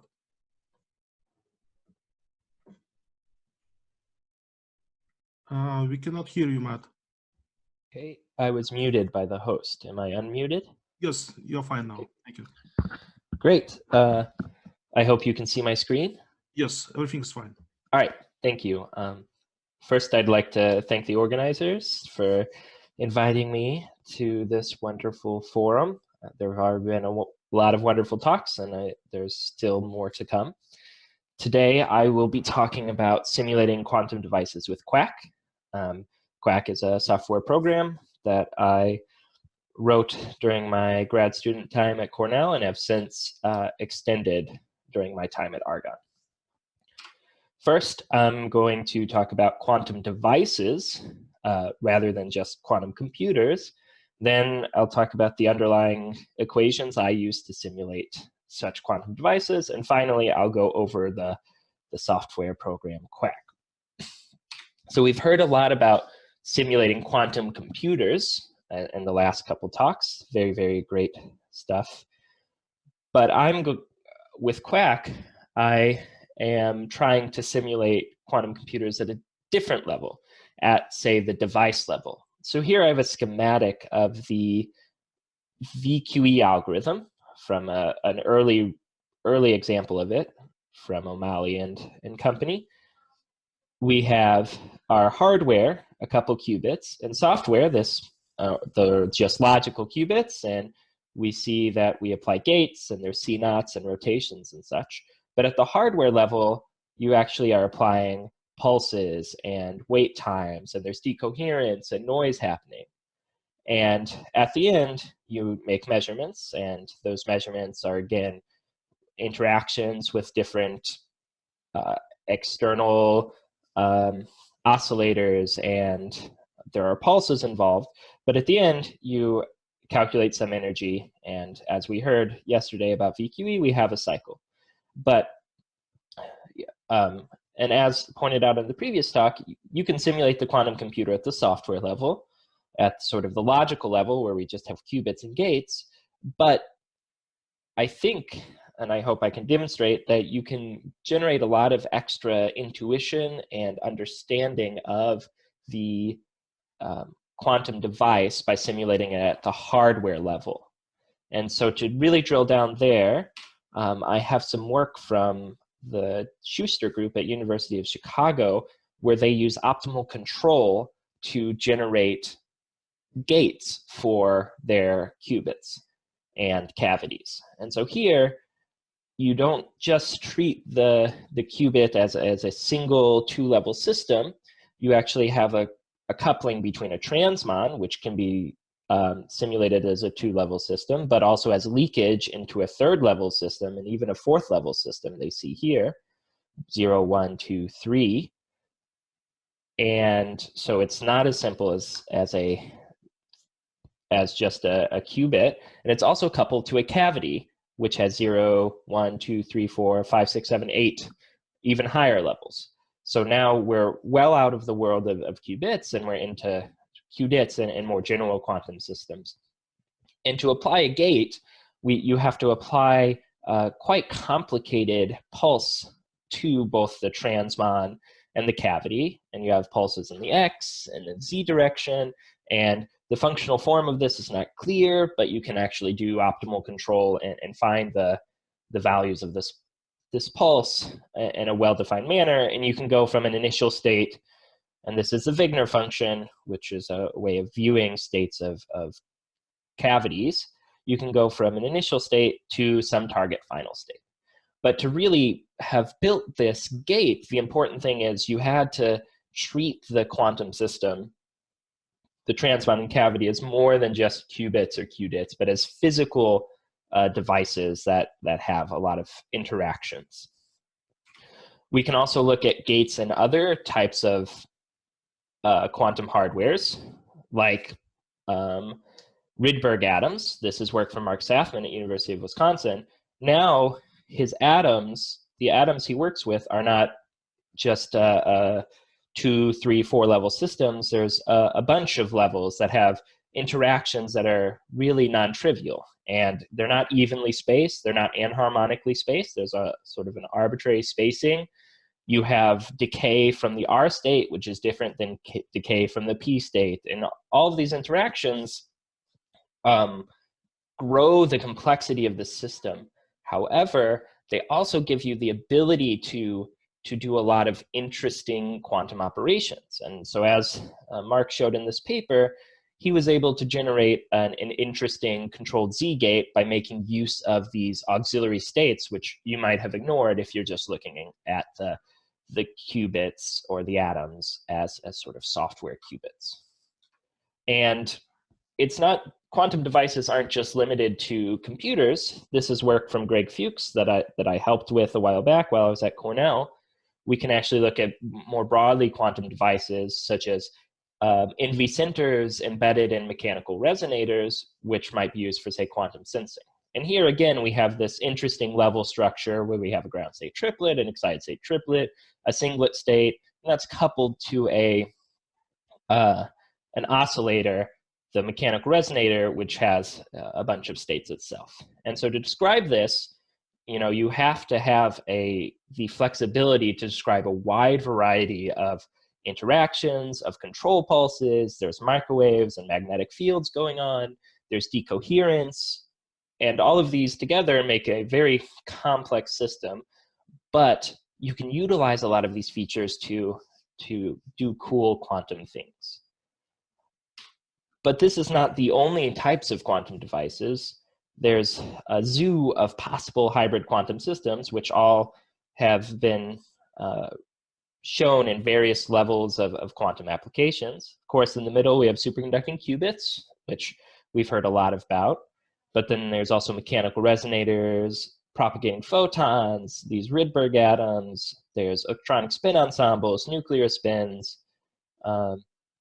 There's a wide variety of quantum devices, and perhaps in the future, we're not just going to have superconducting qubit quantum computers. Perhaps we have a hybrid system made up of many of these tasks, some of them for networking, some of them for computation, some of them for memory.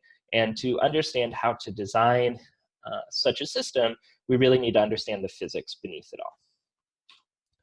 And the physics beneath it all, at least to me, is the physics of open quantum systems. So these quantum technologies share at least one key feature: the control and processing of quantum information in time, as well as the inevitable decoherence.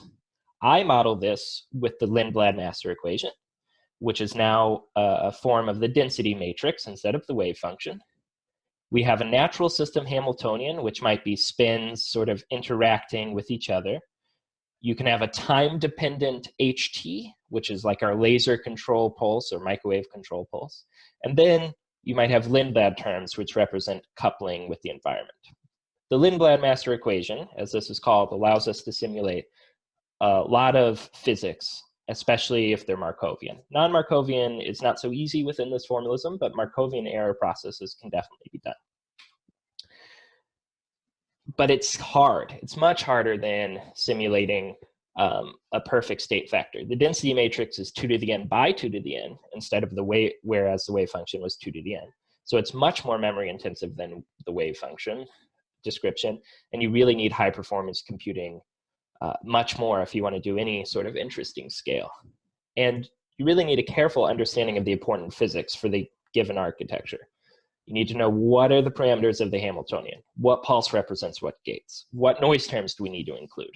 And that just doesn't come for free. If you're given a quantum circuit or a sensing protocol, you don't really, that's mostly often decoupled from the underlying physics of the device you're running on. So you might need to use other levels of theory, like run an electronic structure calculation to get the levels of your atom, or you just go ask the experimentalists for what their coupling rates are. But we can gain substantial understanding and better performance with these high fidelity simulations.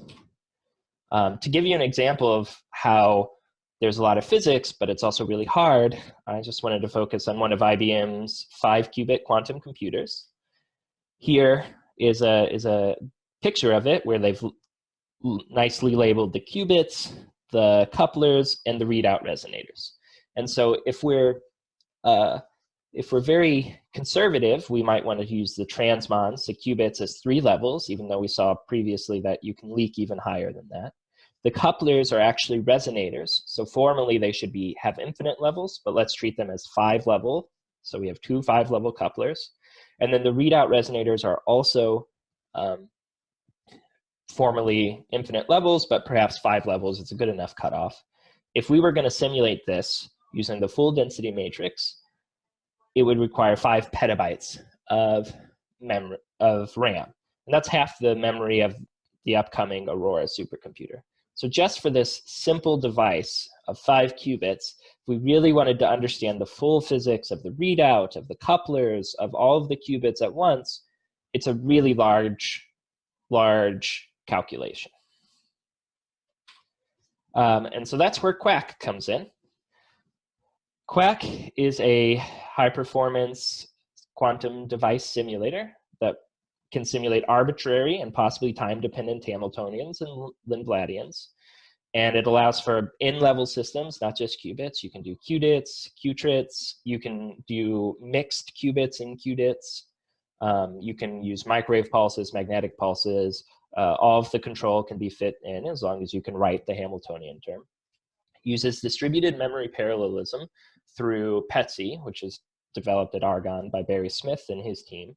It has a easy to use interface. I put that in soft quotes because it's written in C, and some people think that C isn't so easy to use, but the design was to try and make it easy enough.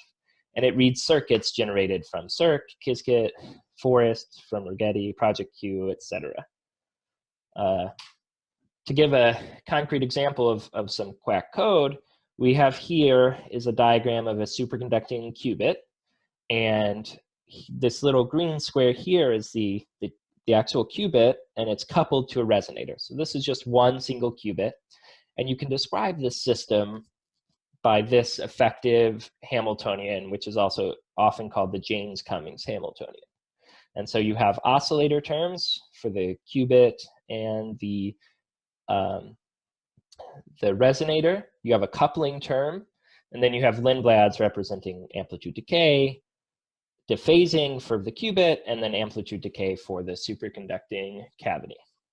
If we want to turn that into code in Quack, we have the same Lindblad, and this is some rough sketch of what you would do. You create operators, a 2-level system, and that'll be stored in the object sigma, a 10-level system for the resonator, that'll be stored in the object B, and then we start adding terms to the Hamiltonian and adding terms to the Lindblad. And the design of Quack is to make the translation of an equation written in terms of operators into code, which is then parallelized in the back end, as seamless as possible. So these objects sigma and B, you can reference B dag, which is this B dagger term from our equation. B down in is B dagger B, the number operator. And you can see we have coupling terms and Lindblad terms. And so that's all added with this relatively simple interface, and then you time step the system and you could watch what the dynamics of this were. So we've used this for a wide variety of projects in various domains of quantum science. We looked at the generation of quantum dot entanglement. So we have a couple quantum dots, 2 quantum dots, say, coupled by a lossy plasmonic resonator, and a lossy plasmon, and we put on a well-developed pulse, and we saw that the entanglement grew very high after the pulse. And it turns out, you can read in the paper, that this is actually due to the decoherence of the system, that it's a necessary step. The S state, the symmetric state, decays away, while the A state, the antisymmetric Bell state, stays high, which leads to a long-lived entangled state. The NV center problem that I showed previously, the level structure, working with Greg Fuchs at Cornell, we looked at varying different parameters to see what the density and quality factors you would need to be able to cool from the room temperature down to the ground state using an embedded NV centers in this resonator with specific interactions. And we found that it's actually doable with pretty high but achievable densities and high but achievable quality factors.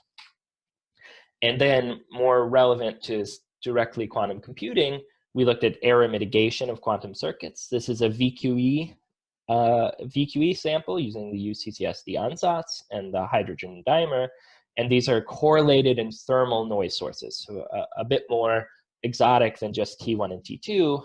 And through the use of Quack, we explored that first-order errors can be corrected by correcting each qubit one at a time and combining the results in post-processing. And so without correction, we see this error line here. With correction, the error goes down significantly faster. So Quack is an ongoing development.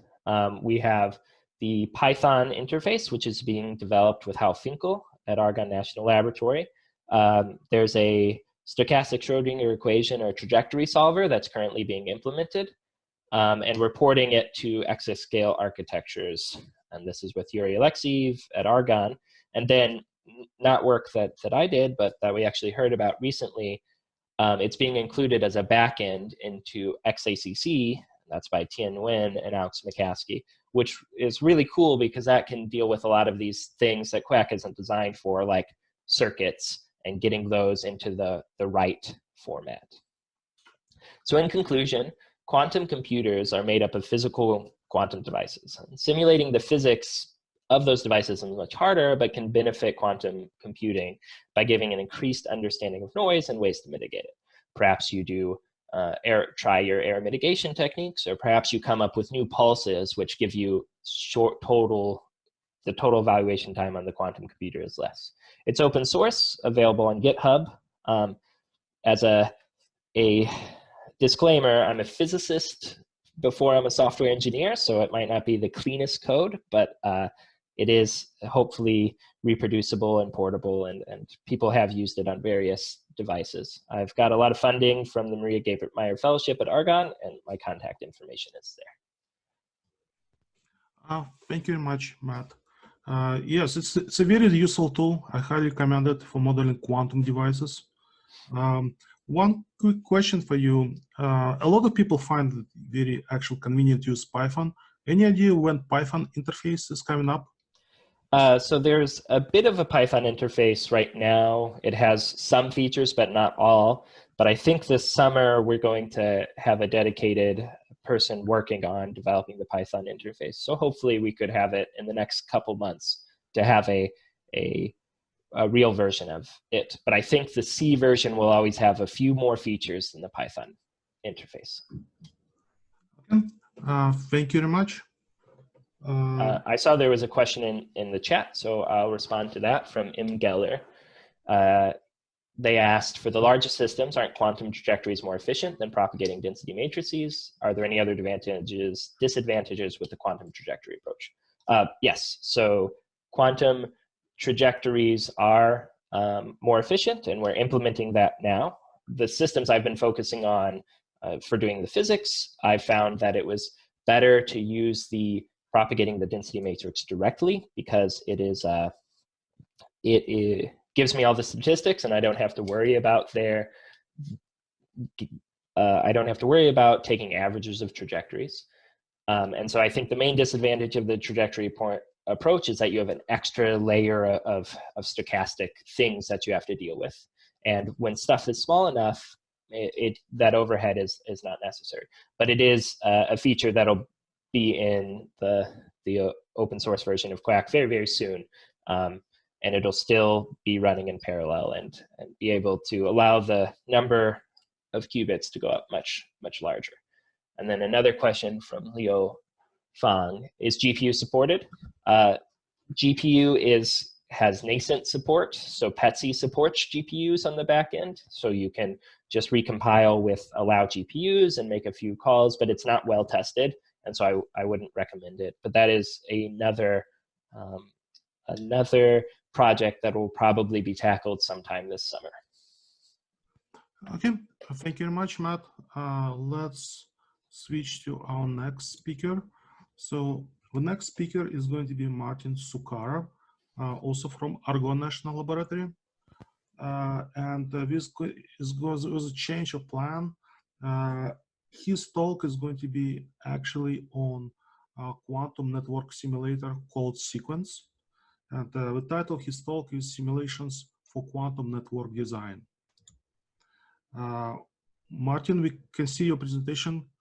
Can you hear me? Yes, we can. It's all yours. Okay, great. Thank you for the introduction, and thank you to the organizers for inviting me to talk at the ORNL user forum. I'm going to talk about Sequence, which is a simulator of quantum network communication that we are developing. I will motivate the use of the simulator on two applications of quantum communication. And I'm going to start by giving you an overview of some of the applications that quantum networks will enable. Some of the applications include, for example, clock synchronization, where you can use polarization of light to synchronize clocks with unprecedented accuracy. And continuous variable encoding will enable accuracy that surpasses the standard quantum limit. Another interesting application is reduction of communication complexity for certain computational problems. So that is, you can solve some problems by using exponentially fewer qubits that you communicate compared to what you would have to do if you only had classical communication. Quantum communication also has applications in sensing, in security. But it's important to realize that these applications are very different. They are very specialized.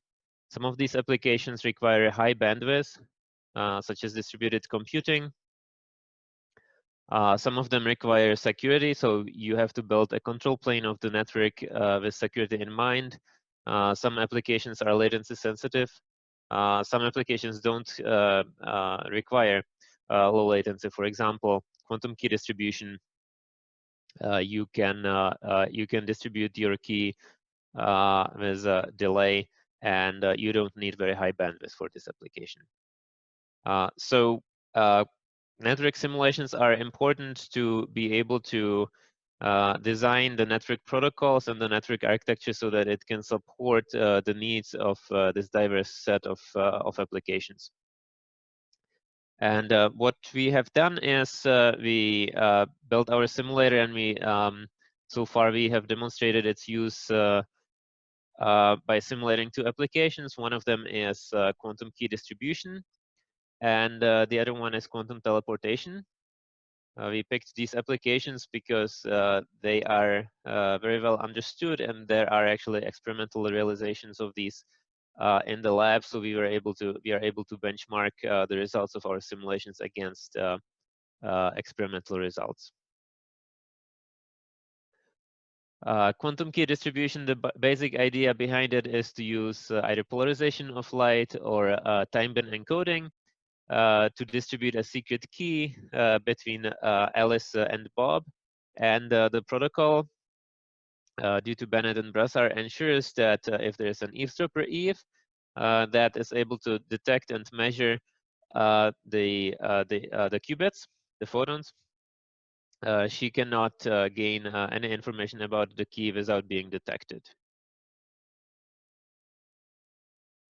And the second application of interest for us is quantum teleportation, where if you use the teleportation protocol, you can teleport an arbitrary quantum state psi from Alice to Bob using distribution of entangled pairs using entanglement generator, and in conjunction with classical communication. And what's interesting here is that you can see that you only need to distribute the entangled pairs on the quantum channels, but the communication between Alice and Bob is just classical communication. And you can build many of the applications of interest out of using quantum teleportation as a building block. If you want to connect, for example, quantum processors to build a quantum computer that is larger, you can use quantum teleportation. So that's why it's very interesting for us. We have a team that is based primarily at Argonne National Lab, but we are also collaborating with students and faculty at the University of Chicago, at the Illinois Institute of Technology, and at Northwestern. And this is the team that is working on the simulator. The simulator uses a modularized design. It has a scheduler that tracks individual photons in the network with picosecond precision. And we also use an entanglement manager to track the entangled states. We have built into the simulator models of elementary optical components, including light sources, SPDC entanglement sources. We have models for communication channels, including minute details such as dilation of the fiber due to temperature differences. We have models of several types of photon detectors and other optical components.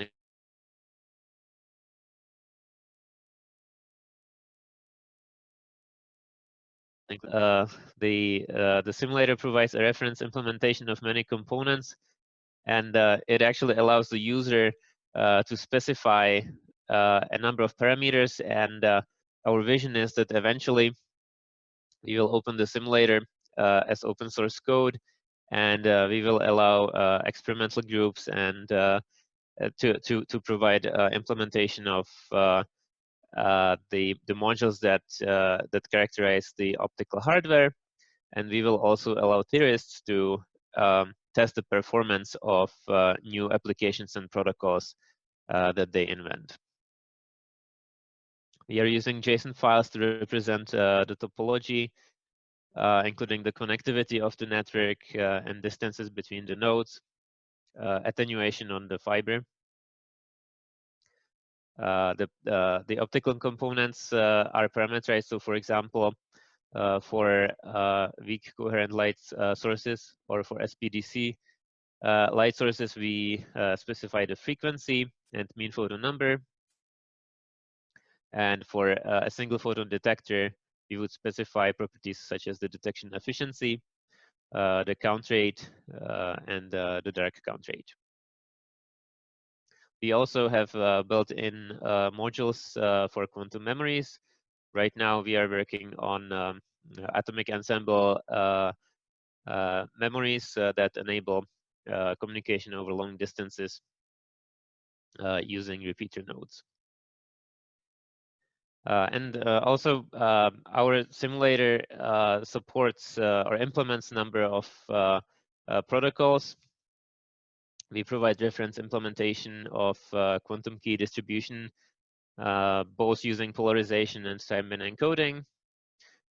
We also implemented the Cascade protocol that allows key reconciliation for quantum key distribution.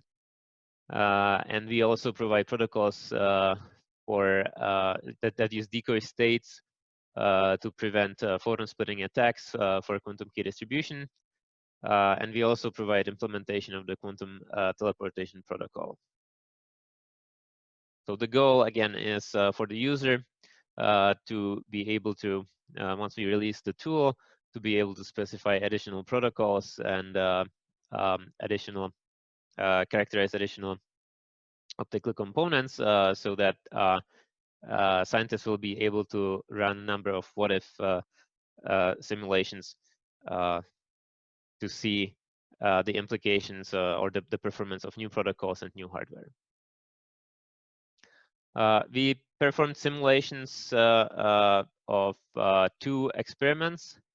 The first experiment is a quantum key distribution experiment that was published actually nearly 15 years ago by Gobi. They experimentally realized quantum key distribution over varying distances of quantum links using spool of fiber in the lab. They were able to achieve quantum key distribution over distance up to 122 kilometers. So we simulated their experimental setup, where we have Alice that has a light source and encodes the quantum key using time-band encoding, sends these photons to Bob, who uses the switch, and then on the left side here, the single photon detector is able to measure the key in the Z basis, or on the other side of the switch, there is a Mach-Zehnder interferometer, and the key is measured in the X basis. So we built optical models of all the optical components using the parameters from this experiment. And we try to predict the quantum bit, the throughput and the quantum bit error ratio.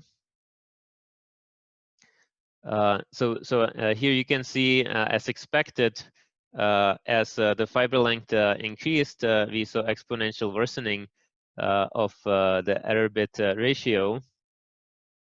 And these errors, they are due to the detector dark counts that stay constant, whereas the attenuation, the loss on the fiber, increases exponentially with increasing distance, and therefore the ratio of the errors worsens as you increase the distance. We were able to achieve actually a very good fit, or very good correlation with the results of the experiment. Our initial predictions were actually off because we did not include the phase modulator error in the Mach-Zehnder interferometer. That was the curve in blue at the bottom. But then once we realized that we need to include this error, we were able to reconcile the results. And this points out that actually it's very important when we do this type of simulation to be able to validate them experimentally or compare the results against the experiment to have confidence that the results are accurate. We also studied the throughput of quantum key distribution and the latency of the Cascade protocol. The bitrate, the throughput is on the left side. The raw bitrate is before the Cascade protocol is used to reconcile the keys and correct errors, and then the lower rate, the red dots on the left side, they show the key formation rate. The key formation rate after accounting for errors and correcting them. On the right side, you can see how the latency of the protocol varied when we changed the frequency of the light source, and as you would expect, as we increase the frequency of the light source, the latency improved.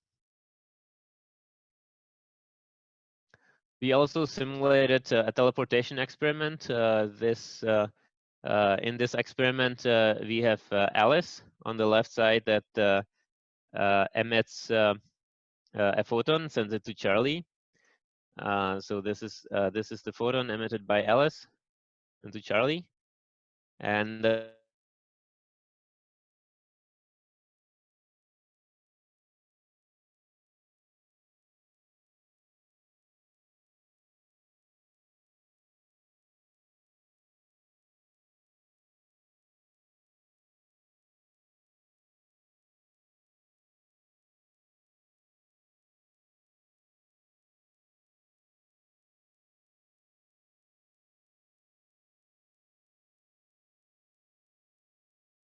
Bob has the ability to measure the photon, one of the photons in the entangled pair, in either the X or the Z basis.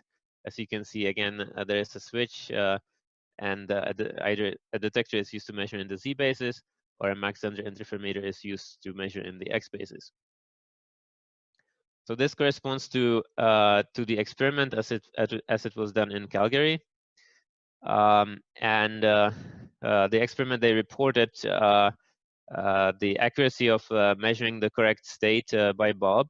So we performed the same simulation to compare, and again we obtained a very good match with the experiment.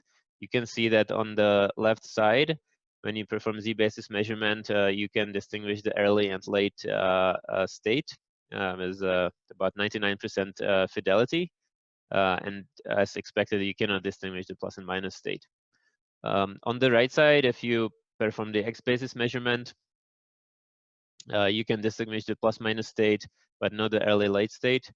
And the error there was about 3 or 4%. Actually, closer to no, it was closer to 6 or 7%. And this is again, exactly what you would expect. The higher error for the X-basis measurement is caused by the need to use the Mach-Zehnder interferometer and use 2 detectors instead of 1 to do the measurement. And this was in agreement with the experiment.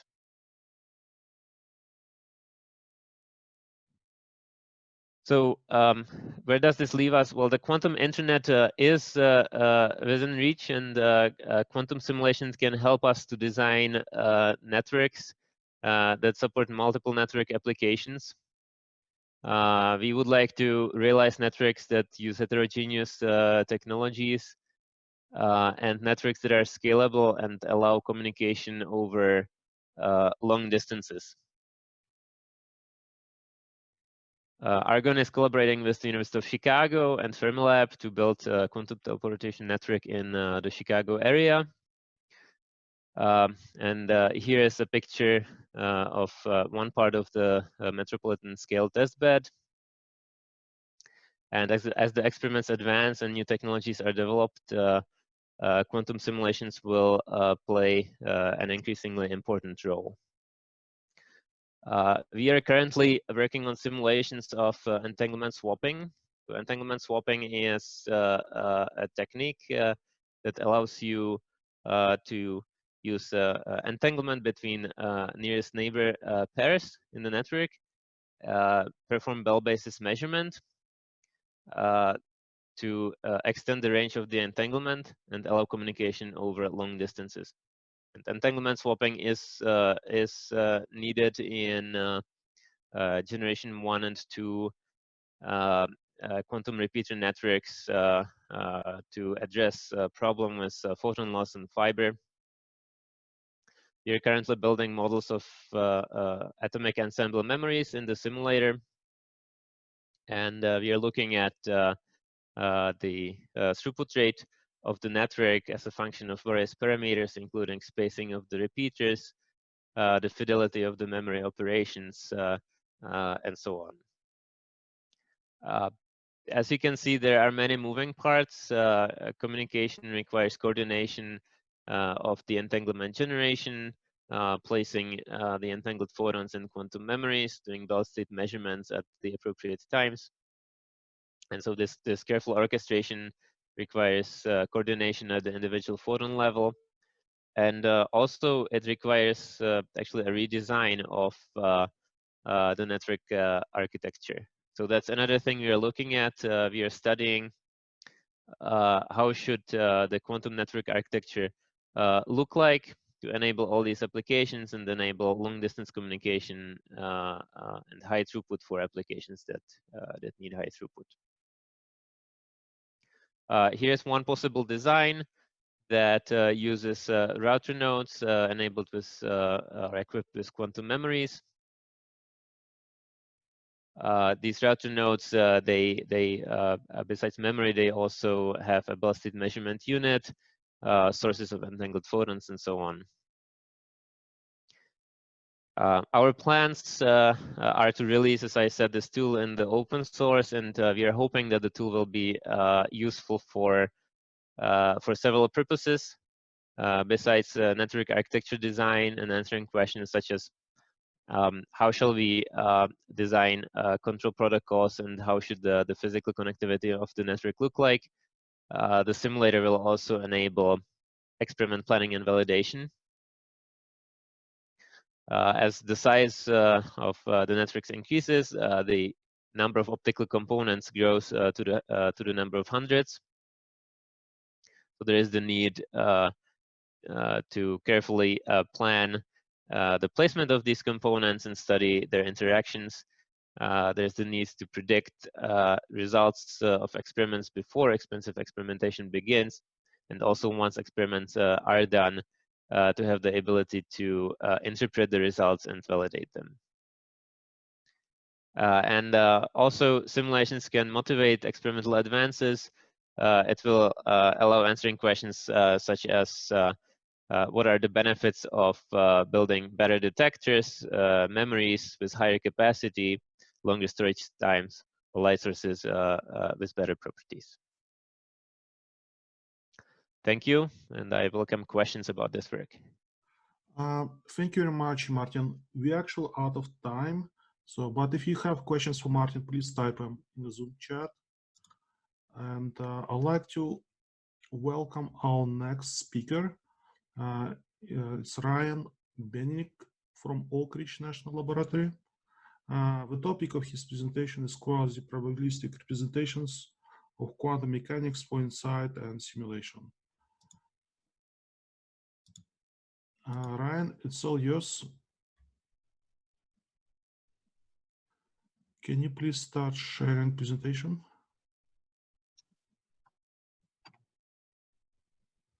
Okay, great. Yes, we can hear you, but we cannot see the presentation. Ah, I see. Here, let me try this. Now, let's see. How about now? No. Oops, wait a minute.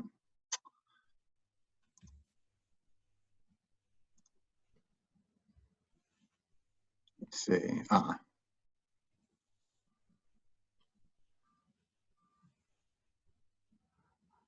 Okay, you see the screen. Can you please go in the presentations mode? All right. Do you see it now? Yes. But can you go in the presenter's mode? All right. Yes, can you start the slideshow?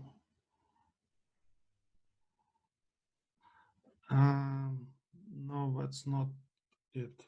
Okay, here. Let me do that. It's the same problem. Yeah, that works. Okay. All right. Thank you. All right. Thank you, everyone, for listening in. Thank you to the organizers for inviting me to speak. What I want to talk about today is a non-traditional way of formulating quantum mechanics that's based entirely in terms of real probabilities rather than complex wave functions or density operators, which is the usual approach. And what I want to get across is that by putting quantum and classical mechanics in the same mathematical and conceptual framework, that it actually makes it a lot easier to understand the similarities and differences between the two and identify regimes where you might have a quantum advantage. And this also suggests approaches to simulation that are fairly natural in the sense that the simulation cost kind of depends directly on how close your quantum system is to behaving classically. What I'm going to be presenting is mostly ideas that have been developed by a number of different researchers over a number of years. This is kind of a perspective talk. But towards the end, I will present a few results from Oak Ridge, things that we're working on, and by we, that's myself, Cameron Reed, and Raphael Kuzer.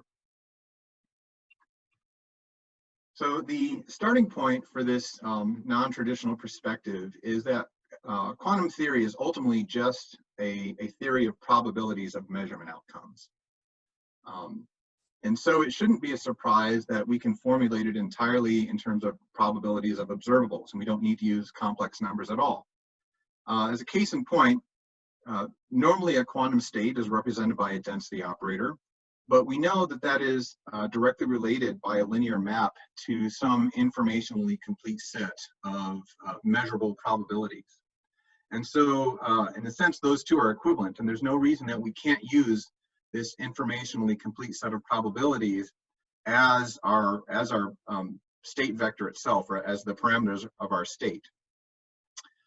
And people have taken that idea and sort of pushed it through and generalized it. They did this in the early 2000s and found that quantum and classical mechanics can be expressed as special cases of a more general type of probabilistic mechanics. And there are some very interesting findings there. One is that a number of phenomena that we typically think of being as peculiar to quantum mechanics, such as the teleportation and no cloning, these are actually fairly generic phenomena, and they only don't exist in classical theory. The other interesting finding there is that the presence or absence of these various novel features are actually determined simply by the shape of the state space that is allowed by a particular physical theory. And so let's look at a particular example to see this a little more clearly. So let's imagine a fictitious particle. We call it a particle that has a spin, and we can measure the projection of the spin along either the X or Y directions. And when we do so, we get a binary outcome.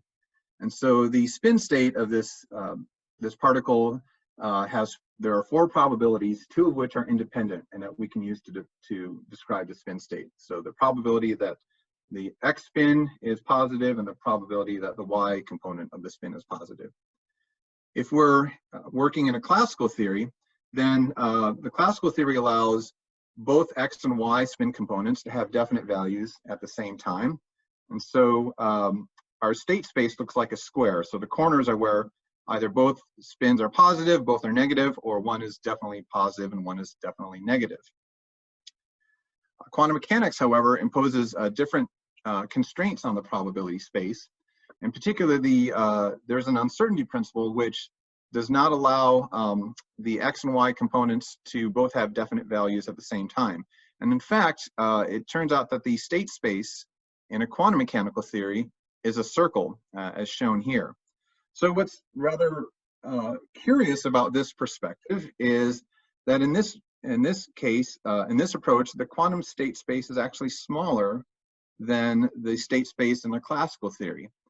And yet, it actually enables a richer theory because a circular or spherical state space has a much higher degree of symmetry than the square state space of the classical theory. And so what that means is that there are many more types of physical processes that can be applied to a quantum state than a classical state. In particular, we can have rotations of the state space in a quantum theory, whereas in the classical theory, basically all you can have are permutations of your basis states. And so it's in this perspective, it's not the size of the state space that gives, for example, a quantum computer its quantum advantage, but rather it's that the state space has a much higher degree of symmetry that enables lots of different ways of manipulating information through the state space that you couldn't do classically. Now let's say we have our quantum particle, but we try and force it into a classical model. And by that I mean we pick a relatively small set of basis states that are easy to describe. And we try and express all the states and dynamics of this particle as some sort of probabilistic mixture of these basis states. So we'll choose, for this example, the two states where the x component has definite values, and the two states where the y component has a definite value. And if we look at all the probabilistic mixtures of those states, the state space we get is shown by this gray diamond. So that's the convex hull of these points. And as you can see, our quantum particle actually has states that lie outside this diamond. So those would be non-classical states with respect to this particular set of basis states that we've chosen. Now, if we try to force our formalism to describe these non-classical states in terms of probabilities, what we would find is that we need what are effectively negative probabilities, or what are more properly called quasi-probabilities. So quasi-probabilities are simply real weights that sum up to 1, but unlike probabilities, they are not restricted to be positive or even in the interval 0 to 1. Now, for the most part, you can treat quasi-probabilities just like probabilities. You can use them to compute expectation values. You can define joint distributions and marginal distributions and conditional distributions. You can even have Bayes, a version of Bayes' formula. And so mostly the mathematics just works out to be the same. So that's quite easy.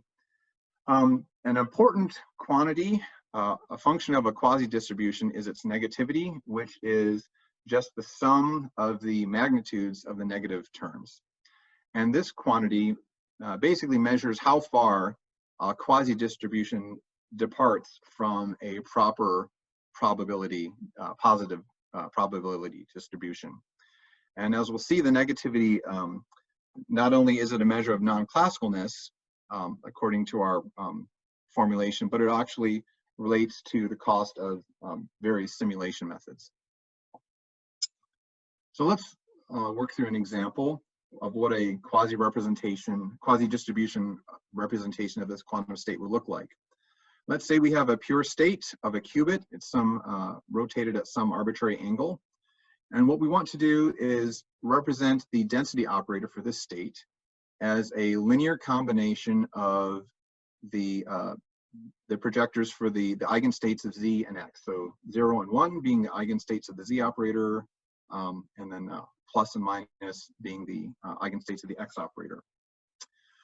And if we want this to be a Hermitian density operator with trace equal to 1, then it turns out these coefficients need to be real and they need to sum up to 1, which makes them quasi-probabilities.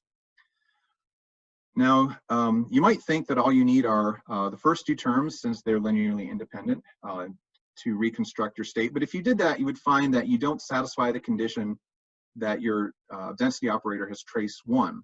What you actually need to represent your state in this case is to subtract some amount of the state that's sort of in the opposite direction of the state that you're trying to reconstruct. And so that subtraction corresponds to a negative quasi-probability.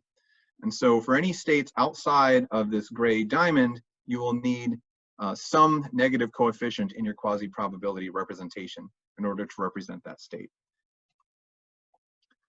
Once you have such a representation of a quantum state, you can use that to do calculate expectation values using statistical methods. So let's say we have quasi-distribution Q over a set of basis states, and we want to compute the expectation value of some observable A with respect to that state. Well, if we expand the sum, we can write that as a quasi-distribution over the expectation values for the individual basis states. But to sample this using a Monte Carlo method, we need a positive distribution for sampling. So we can pick any distribution P that we want and rewrite our sum this way, which allows us to then estimate A as an average of a number of basis states. We sample a number of basis states, calculate their respective expectation values for the observable that we want, and then multiply each term by the ratio of the quasi-probability for that state to its sampling probability. This approach is very nice because, as with all Monte Carlo methods, we escape the curse of dimensionality. Of course, the key question is how many samples do we need to get an accurate, precise estimate? And we can measure the accuracy in terms of the variance, which depends on the quantity we're trying to estimate, as well as the sampling distribution and the quasi-distribution that describes our quantum state. Now, you can show that a generally good choice is to take the probabilities to be proportional to the magnitudes of the corresponding quasi-probabilities. And in some cases, that's provably the optimal choice. When you do this, one finds that the number of samples you need to estimate your observable to given accuracy grows with the negativity of the quasi-distribution. And since the negativity is directly related to the non-classicalness of our state, this shows that the cost directly depends on the non-classicalness of the state we're trying to simulate. So this is a very appealing approach, right? Because by representing our quantum state in a classical framework, we've made it look as classical as possible, so that the simulation is only as hard as it needs to be. You know, the closer your state is to a classical state, then the easier it is, or the lower cost it is to simulate. Of course, this all depends on which basis we've chosen. For qubits, a very nice basis is the set of stabilizer states. These are eigenstates of Pauli operators, and they comprise a very large and rich set of states. They can be efficiently represented and simulated. They're also overcomplete, which means they are give a better representation of more quantum states than you would get if you were just using the computational basis. In spite of them being an overcomplete basis, there are still many quantum states that have exponentially large negativity and are therefore going to be exponentially costly to sample. So there's no silver bullet here. You know, quantum mechanics is still generically hard to simulate. And this goes hand in hand with the fact that departures from the stabilizer states are actually a resource for quantum computing, for universal quantum computing. And that can be related to the negativity of a quasi-distribution over stabilizer states. And so there are whole resource theories where they call this resource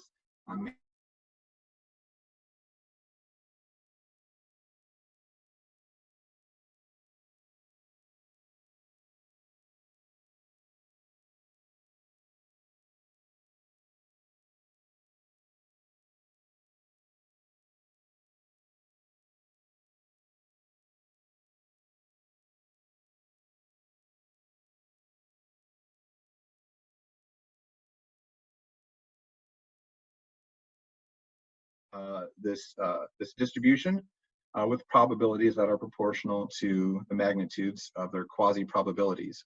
And a nice aspect of this approach is that since the the gates are typically small, just 1 or 2 qubits, you can either analytically or numerically find the optimal representation of a gate, that is quasi-probability decomposition that has the least negativity.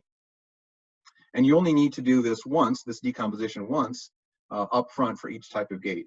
And then just simply sample that in your the remainder of your simulation algorithm. So you can use this to simulate a whole circuit consisting of a sequence of gates.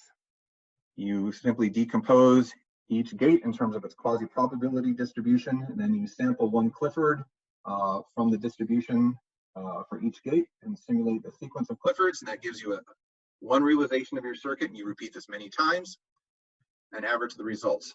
What you find then is that the number of samples you need typically grows exponentially with the total negativity of all the gates in your circuit. So although exponential cost is not ideal, there are actually a number of interesting cases where you can have fairly large circuits that are feasible to simulate because they're near Clifford. And a prime example would be quantum error correction circuits, which are, in the absence of noise, are purely Clifford circuits, but they may have a small amount of non-Clifford noise. You can also simulate general computing circuits that have not too many T-gates. So here's an example of a couple of years ago where we simulated some fairly sizable surface codes involving several hundred qubits and many rounds of error correction. And we were able to calculate the logical error of this error correcting code as a function of the error parameter, which in this case was amplitude damping, which is a non-classical type of error. We were able to do this in a very reasonable time, just 10 minutes per data point, even though we had many hundreds of qubits and genuinely non-classical dynamics going on. So this demonstrates that this approach to simulation can be very useful in some cases. You can also use the simulation approach to define a metric or benchmark for the computational power of a quantum processor. In this era of noisy intermediate scale quantum devices, people are very interested in what is the computational power of a given processor. Well, one way to tackle that problem is to ask how many classical resources would you need to simulate what the quantum processor is doing as it performs its quantum calculation. And this gives you at least an upper bound on the computational power of the device.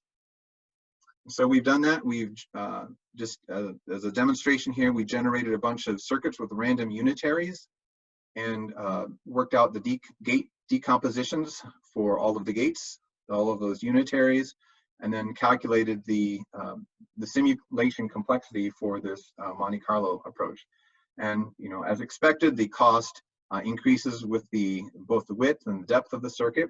What's not shown here, though, is that as you increase the noise in your circuit, the cost of simulation actually decreases because the noise makes the quantum gates look a little bit more classical. And so I think this is a very natural measure of quantum complexity for quantum circuits and quantum processors. Sort of looking ahead, you might imagine that there are ways to improve upon this simulation technique.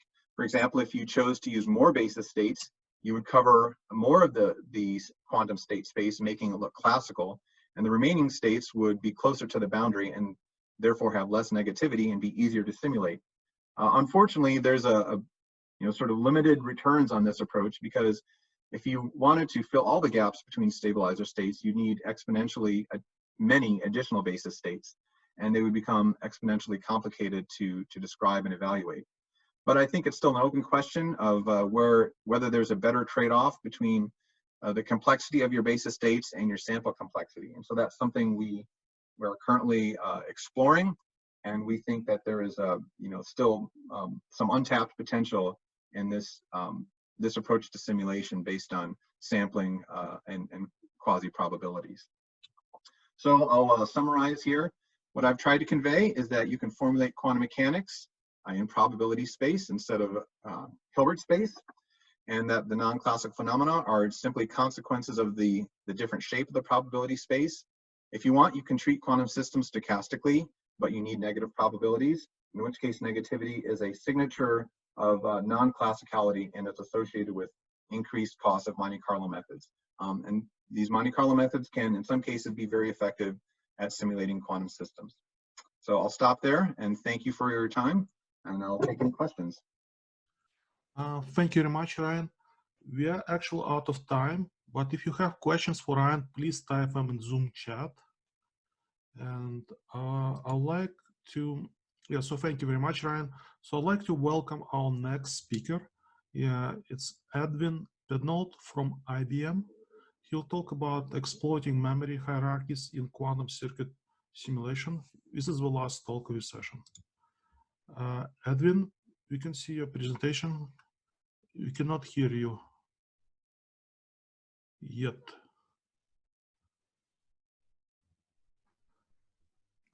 Me now? Sorry. Yes, we can hear you now. Yes. Very good. And we can see your presentation. It's all Very yours. good. Okay, we're all set. So I'll be getting into sort of some of the more nuts and bolts of simulation and what tricks you can do to make it a little more run a little bit faster on your hardware. In that regard, there's been a lot of discussion about the computation memory trade-off in simulating quantum circuits. There is also, when you try to actually implement it, especially on a supercomputer such as Summit, an entire memory hardware hierarchy to contend with, and you really have to start thinking about how to optimize your circuit simulation strategy on that hardware, deal with all of the intricacies there. There are, in particular, and the focus of my talk will be on really there's a memory hierarchy. Data transfers between different levels in that hierarchy can have a big impact. And if you do it right, you can actually even make use of secondary storage. That starts to become viable, which on Summit is important because you have about 250 petabytes of storage available to you. So to try to start tackling this problem, you have some basic tools that have been, mathematical tools that have been developed in recent years.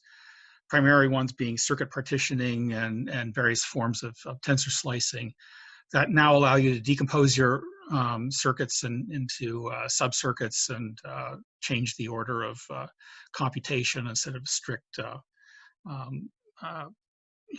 Schrodinger order as defined by your circuit. You can rearrange it, and that has dramatic impact both in terms of memory consumption and all these communication costs between different parts of your computer when you're deploying it in a parallelized distributed environment.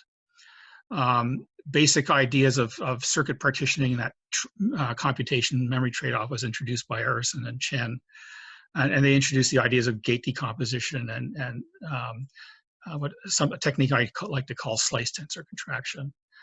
The big focus of what I'll be talking about is some ideas that Hunter and Steger introduced, which is circuit partitioning to minimize data communication, and that just employs more conventional tensor slicing without slice contractions. And that basic idea, although they looked at it to how to minimize communication among processors, that can actually be generalized and applied to all levels, all communications between different levels in a memory hierarchy. And I'll show what that is able to achieve. And then there's some work that we did, the basis for our 49-qubit simulation on the Vulkan supercomputer, where their techniques for allowing circuits to be partitioned arbitrarily, which gives you a significant degree of freedom and how computations get deployed.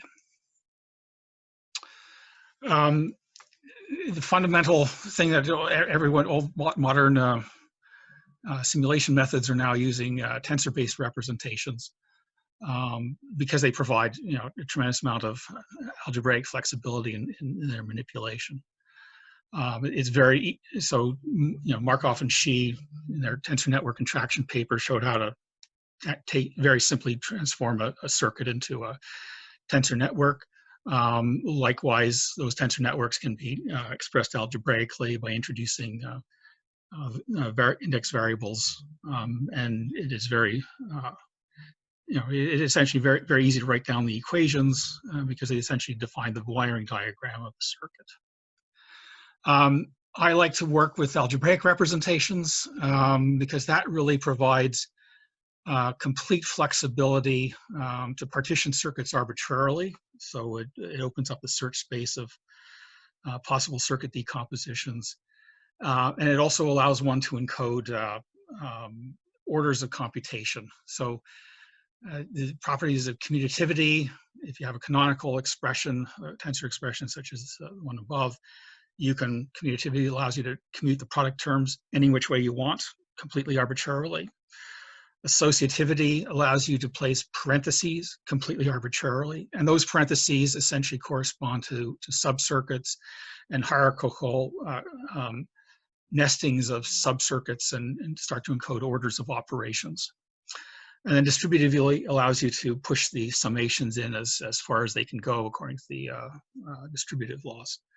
And that capability opens up things so you can now move away, whereas Markov and Xi considered adjacent contractions only, so you can only contract two tensors if they share an index. This now says, well, we can do non-adjacent contractions, tensor contractions.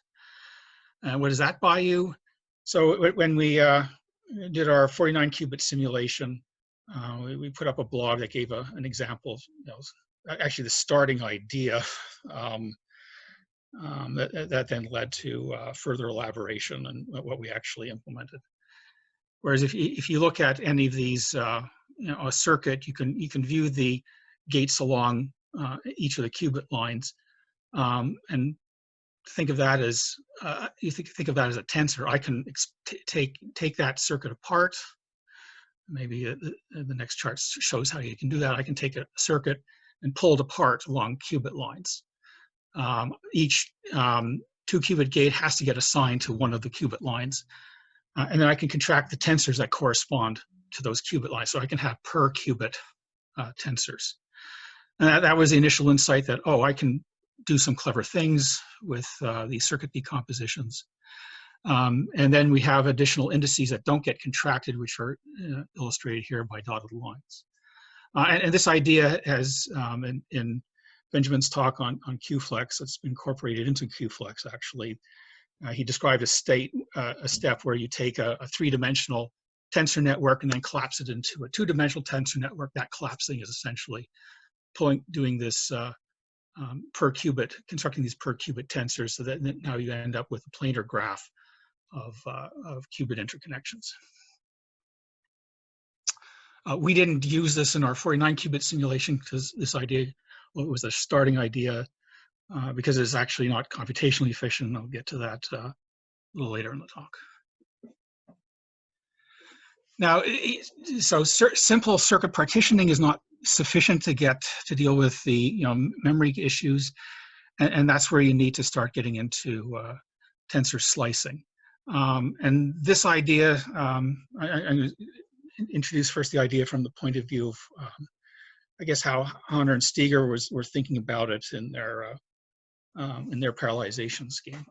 The basic observation is that, well, if I'm applying a set of gates to a subset of qubits, I don't have to do those computations on the entire, I don't have to have the entire quantum state in my working memory.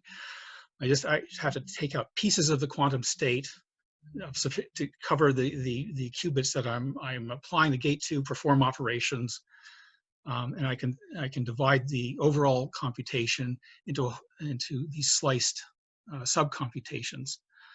So from a tensor slicing point of view, I'm taking a larger tensor, slicing the indices tensor indices that I'm not performing gate operations on, and then resulting in a much lower dimensional subtensor, and I'm applying gate operations to that subtensor.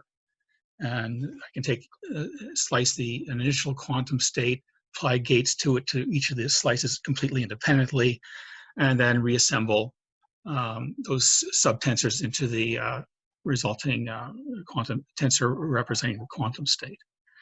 And that's the basic idea behind Honor and Seeger's parallelization method. They observed, okay, well, we get into, as long as we get into problems when we have to share state information across processors, communication is very slow relative to the speed of computation. So what if we decided, rather than keep a fixed data structure, global data structure across aggregate memory of quantum state, we allowed ourselves to reshuffle the quantum state across processors. So for any given shuffling of assignment of qubits to bit positions in the inner address, we'll have some number of bits that correspond to an index into a processor memory, and some number of address bits that correspond to an index across processors. And they call the processor bits global bits and the memory bits local qubits. And the idea is that for a given circuit partitioning, where we're only operating on enough qubits that could fit into local memory, we can perform all those gate operations completely parallel without communication in an operation. And then we only need then to perform apply the other gates. We need to reorganize memory, redistribute the quantum state across processors, essentially shuffle and permute the index bits which qubits are assigned to which bit positions in our addresses. And now after that, we can again perform another batch. So it's basically this idea that I showed here. You're doing tensor slicing, dividing the large state tensor into subtensors, and only applying gates on a subset of the qubits and doing that in parallel. So that idea here is sort of illustrated here. If we have a very simple example, we'll use my running example, this simple circuit. Suppose I had two processors and my parallelization scheme with one global qubit and three local qubits. I essentially need to partition that circuit into subcircuits of 3 qubits, gates being applied to only 3 qubits in each subcircuit. And here's a simple way of doing that. I need to therefore do only one exchange of information between the two processors during the simulation of the circuit. And so now how to minimize communication, and then this idea gave them about when they reported an order of magnitude improvement over a previous implementation, which was not doing this shuffling of state information, all exchange of state information. So although there's the alt-halls are expensive, they're a lot less expensive to do than small exchanges of information between processors, and this gives you an overall benefit. That basic idea can now be applied recursively. We have an entire memory hierarchy going all the way from secondary storage to aggregate main memory across the cluster, and you can think of that as one large memory pool, to the memory on each individual processor. Each of the individual processors have GPUs. Then we have transfer of memory from the processors to the GPUs, high bandwidth memory. And within the GPUs, we also have transfer from high bandwidth memory into cache. And each of these transfers, we can do partitioning of the circuits to minimize the number of times data transfers occur between these different levels in our memory hierarchy, and thereby reduce overall data transfer costs and keep the computation. Doing this suddenly makes secondary storage become viable, even with hard disks. So for some very large circuits, using secondary storage is not out of reason. I think it'll become even more important as we see larger non-volatile solid-state memories, SSDs. Currently, there's not a large pool of that on Summit, but subsequent versions with large non-volatile memories, which are much faster, will allow these techniques to have even greater impact and consider much larger simulations. The other advantage with respect to SSDs, thinking in the future, by minimizing data transfers, you're also helping to extend the life of non-volatile memory. You don't want to go against SSDs too often. So this also addresses, avoiding excessive writing to non-volatile memory. I just want to come back to tensor slicing because that's very important. Although I initially presented in the context of Honor and Steger's approach and staging of gates and how to exchange it between levels, the concept really applies to any time you're doing a tensor contraction. In principle, you can anytime you perform a contraction, if the indices are not slicing over, you're not contracting over, those can be sliced and performed in parallel in principle. The question is how to take advantage of it in different places, but that's a side story. You do have this freedom. With respect to the first example I presented of these bristle brush doing per qubit tensors and then contracting those per qubit tensors, that as shown in the equation, will give you one tensor for each qubit line. You have additional what we call non-contracted indices as a result of that, and you need to perform a final contraction over those. But the interesting thing is with this decomposition, it's always the case that the output indices can always be sliced. So using this strategy, you can calculate per single amplitudes very easily.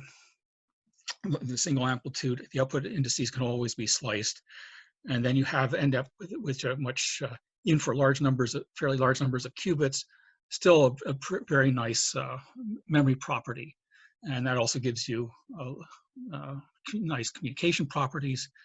But it turns out not to be computationally efficient, and it wasn't for simulation we initially tried to do on 49 qubits.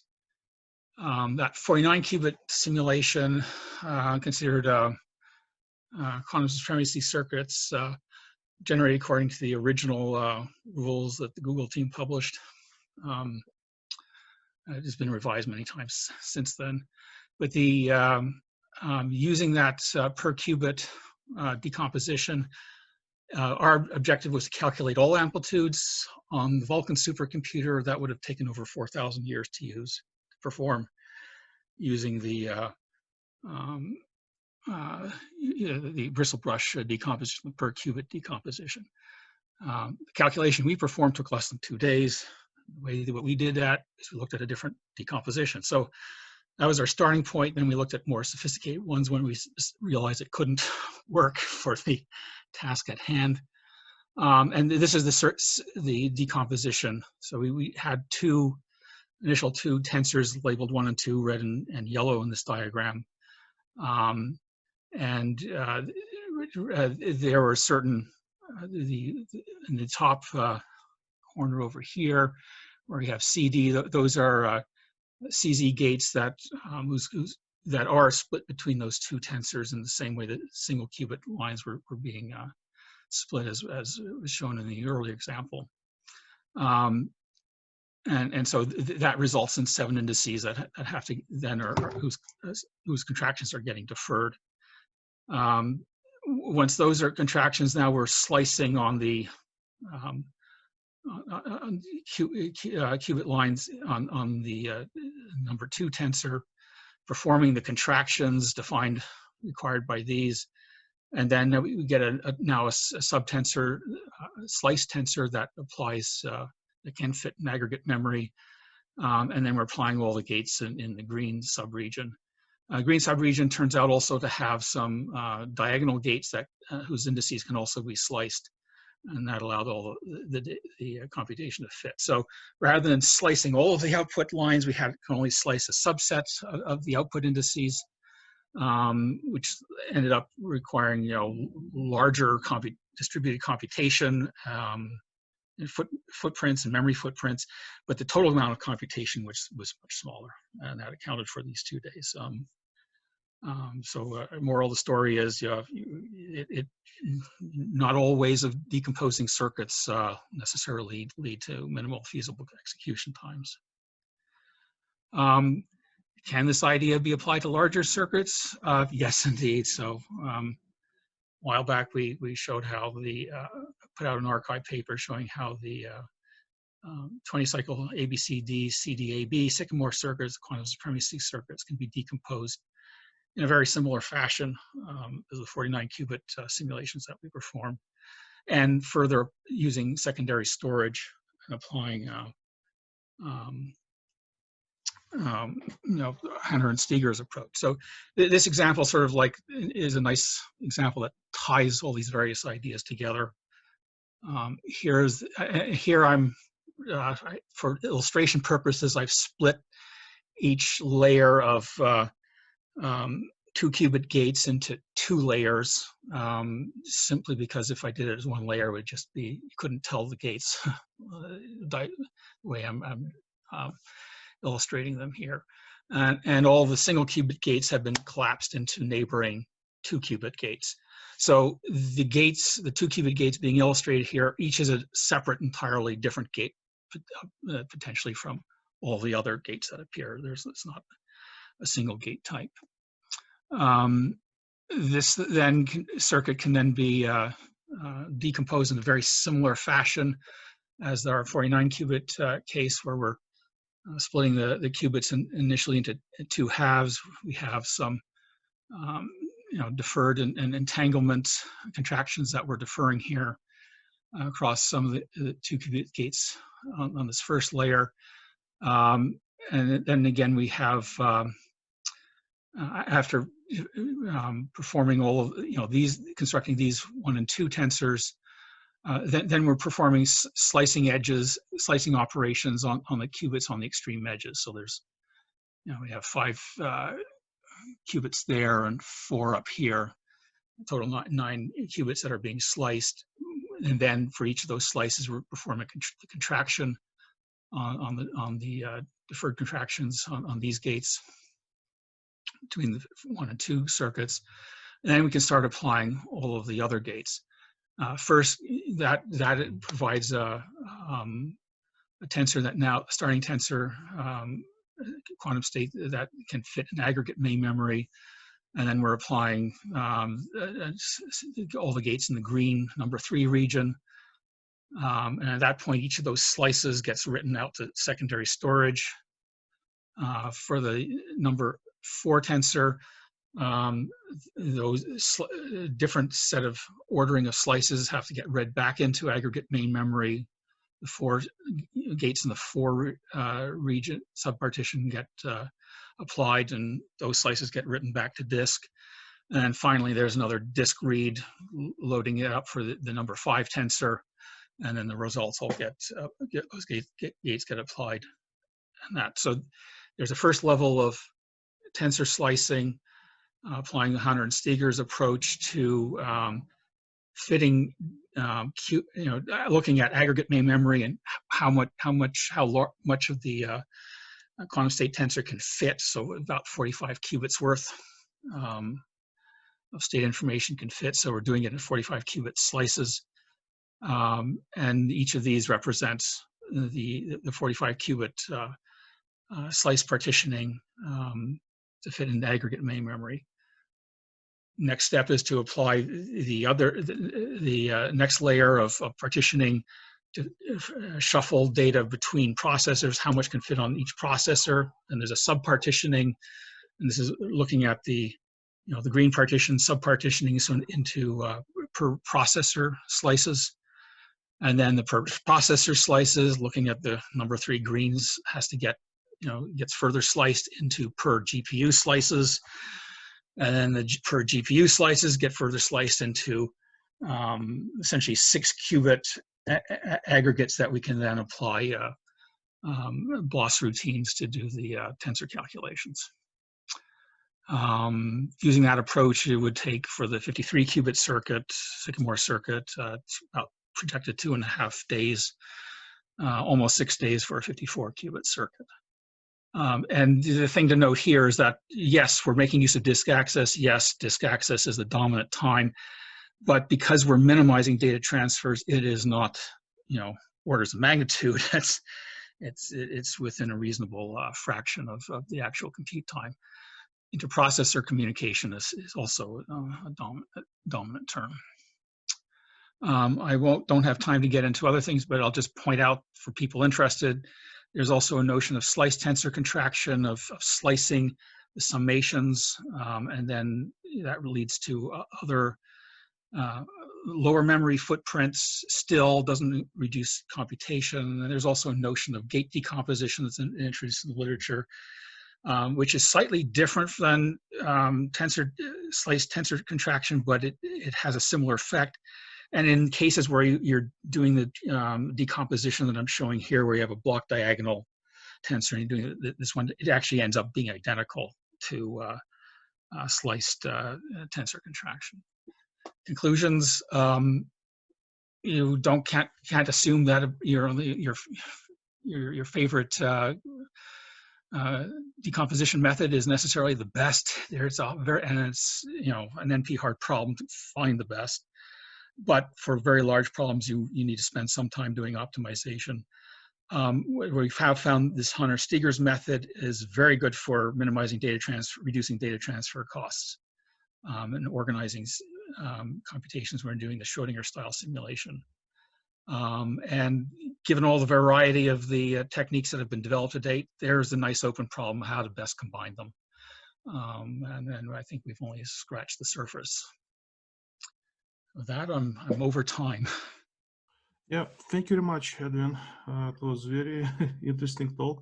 It will be really useful for you actually to run with simulations on Summit or maybe some other supercomputer, because your estimates might be quite a bit off actually once you start running actual simulations. Oh, yes. So those estimates had a lot of assumptions. The biggest one, because of the disk space, I mean, we were using some benchmarks that were run during the installation, and can you maintain? I think we assumed like a 2.2 terabyte per second read and write rate. That's can you do that in practice? It'll probably be not. But the starting idea is to use some of the configurations that were used in those benchmarks to reach those speeds, and then work around those configurations to try to maintain a sustained rate. Okay, all right. Thank you very much, Edwin. Thanks a lot. So that was our last talk of this session. I would like to thank all speakers and all participants. It was a long day, but we'll continue tomorrow. So tomorrow we'll start at 11 a.m. Eastern Time, and the session will be on error mitigation for quantum computing. So we'll start and we'll resume tomorrow, okay? That's all. Thank you. Thank you, everybody.